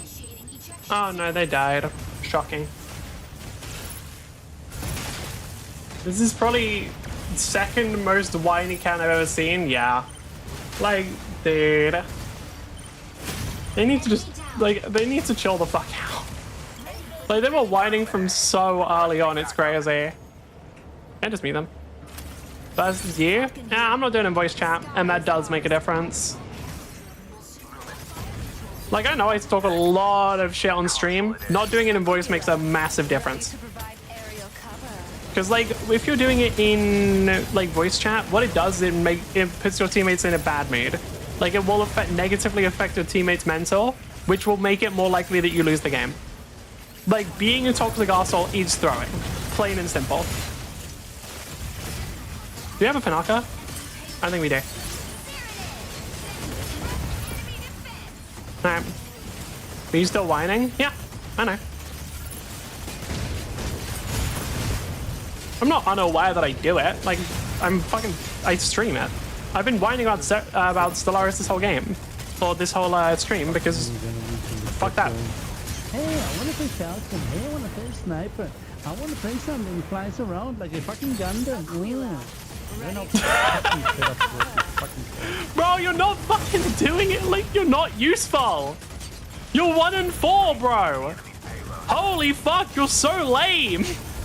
Like, you're blaming this. No, you're just shit, bro. Don't die, you fucking idiot. Like, you think I give a fuck about your meta? No. I'm probably the same rank as you while only one-tricking Falcon. Like, you got here by playing boring ass shit. I got here by playing what I want. Who's fucking winning, dumbass? I'm also probably gonna outrank you in a few fucking days. Oh, goodness. That is funny, though.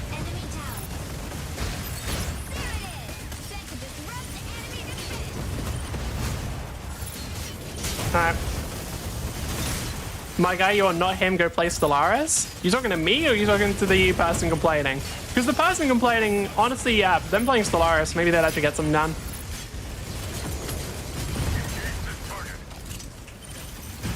Of course, you know what? I'm not at all surprised that they gave their character like a deep manly voice.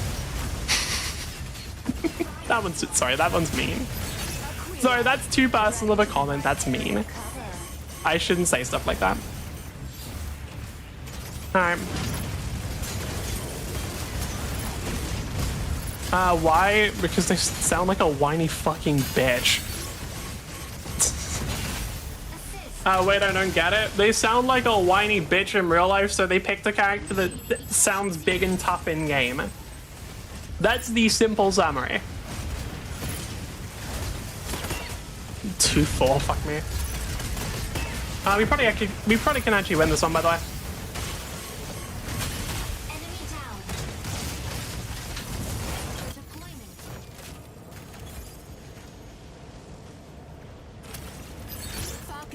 If someone can send me any payload. Okay, someone is. Nice. Yeah, we won.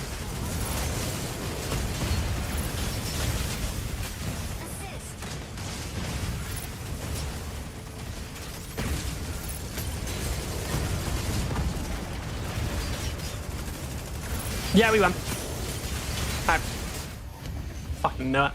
The thing is, this map is actually very fun because it is very, very prone to being incredibly fucking close.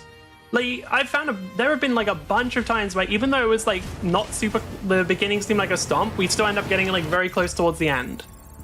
Part of that is because goddamn is Falcon good towards the end. Like that big open space where I just get to do whatever the fuck I want, awesome. No escape from Stego's barrage. Yeah, let me guess. 358 advances. Bro's entire gameplay was sitting down. Didn't even do damage. Yeah, advanced gameplay. Truly the peak of Mecha Break. Sit down. God, man. I'll take it, we won. What did I get the Breaker title for? I don't know what did I get that for? Is that from breaking people enough times or something? Where do you get that from? Let me go to achievements. Yeah, I did like all the tutorials, I forgot. Pilot Falcon, best tactic within a victorious operation. Wait, sorry, you have to get best tactic and top assault on Falcon in one match? That's fucking mental. Sorry, what? That's fucking mental. What do you mean? That's a fucking insane requirement. fuck are you talking about? How they expect you to do the most damage while also doing whatever's the most strategic in one game? That's not gonna happen. Ready to strike. Stellaris. Ready to strike. Like, just really simply, like, that won't fucking happen. It's not realistic. Okay, well, that's... Sure, alright. Do you have a Stellaris? We do. Shouldn't be surprised. As clues will pop up here and there as the timeline progresses until its termination. Once that happens, we will have a final deduction where we combine all of the clues and bits of evidence and crack the case. Without further ado, detectives, we have a case to carry on with, so choose and customize your champion and their cards, and let's complete the objectives. How much more? The story begins with the rumblings of a new project for Hi-Rez, following the inability to turn a profit on their more recent online sci-fi shooter of the time, Global Agenda. Hi-Rez, being privately funded, needed to switch gears. While some of their team would move on to Tribes Ascend before abandoning that at the first sign of trouble too, like they did with Global Agenda, not like I'm holding a grudge. I mean Hi-Rez! The remaining teams would work on Project Aurum, which was a fantasy-styled action shooter of sorts, and you can actually see some early footage of it here. Project Aurum would spawn Smite, and what would remain of the team would go on to form the basis of Paladins for Hi-Rez. The team tried a sci-fi approach originally to give some love to their Global Agenda roots, but would settle on a more fantasy theme ultimately. Overwatch. Yeah, it took me all of like one section in the main body of this video for me to mention it again. It's going to be a boogeyman, but I promise I'm only going to keep comparisons to the beginning of the video as they have very similar timelines pre-launch and at launch. Paladins is historically seen and called an Overwatch clone, but according to leadership, Project Aurum was started back in 2012, and thus development for Paladins and Overwatch was actually rather similar. Well, if you just count Overwatch itself, which doesn't make sense because when Hi-Rez Todd Harris talks about it, the co-founder and main director of the game, he states that Paladins came first because of Project Aurum. You can just merely reply. I mean, Overwatch also had something else before that was released. I didn't see Stellaris for a second. I was about to be happy. Question mark? So the person saying that Paladins came first because Project Aurum was developed before Overwatch, but Overwatch came from a different game called, like, I don't remember what the original title was, but Overwatch also had a thing that was getting developed before Overwatch that then became Overwatch.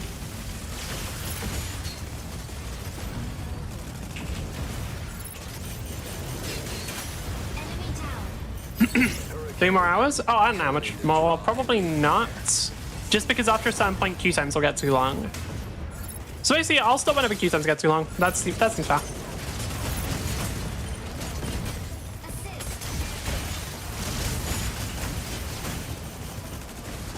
Two? I don't know. Entirely dependent on queue times. Ah, yes, let's go into the small area with Welcome. This will work. This might actually work. It works. Okay.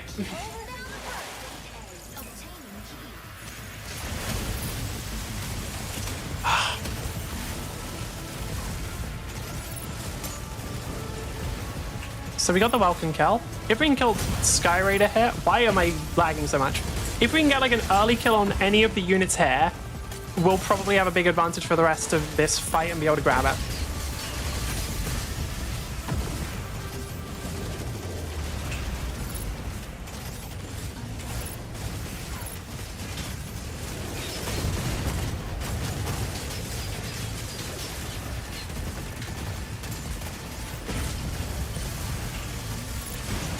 That should be enough. That's enough. Okay.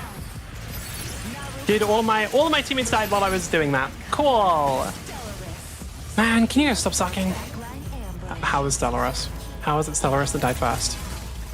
I don't understand. How are you that fucking dog shit garbage? You have so much to just prevent yourself from getting hit. You still die first? Just quit. Play a different character. Go for just play something else. Okay? Just play something else. Like just like, and when I say something else, I mean a different fucking game. Maybe this is a bit too hard for you. Maybe go over to, like, you know, maybe play a little bit of like Stardew Valley. That might be a bit more your fucking speed. Christ, dude. Okay, let's go.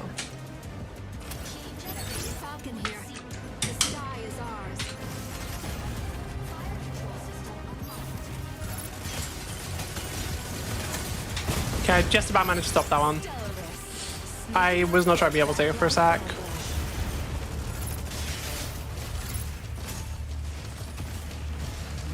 Do we have anyone else on point? No, we don't. Okay.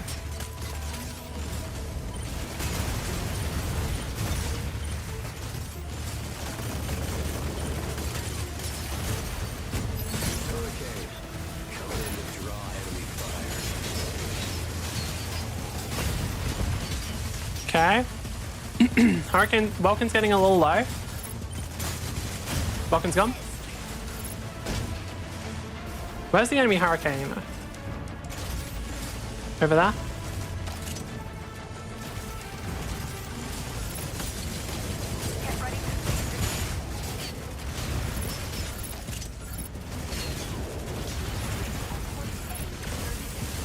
Oh, point A again? Damn.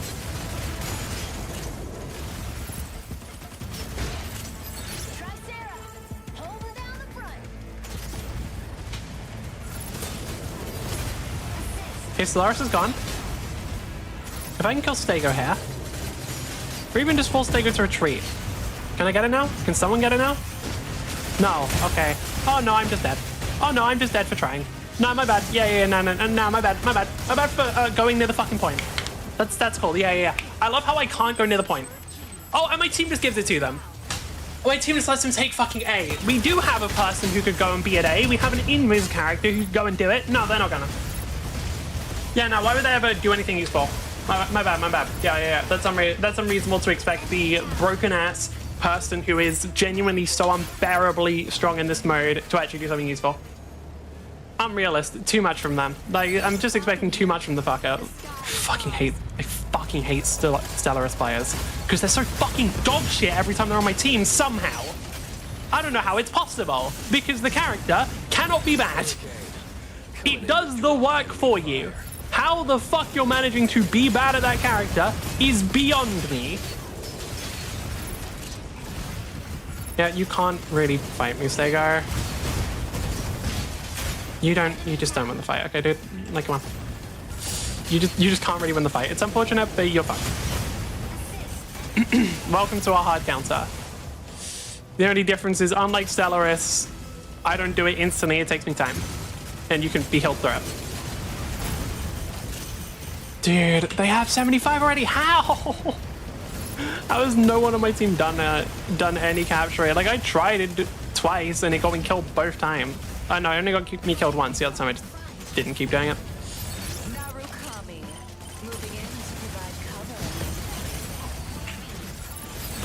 I think it's a little rough.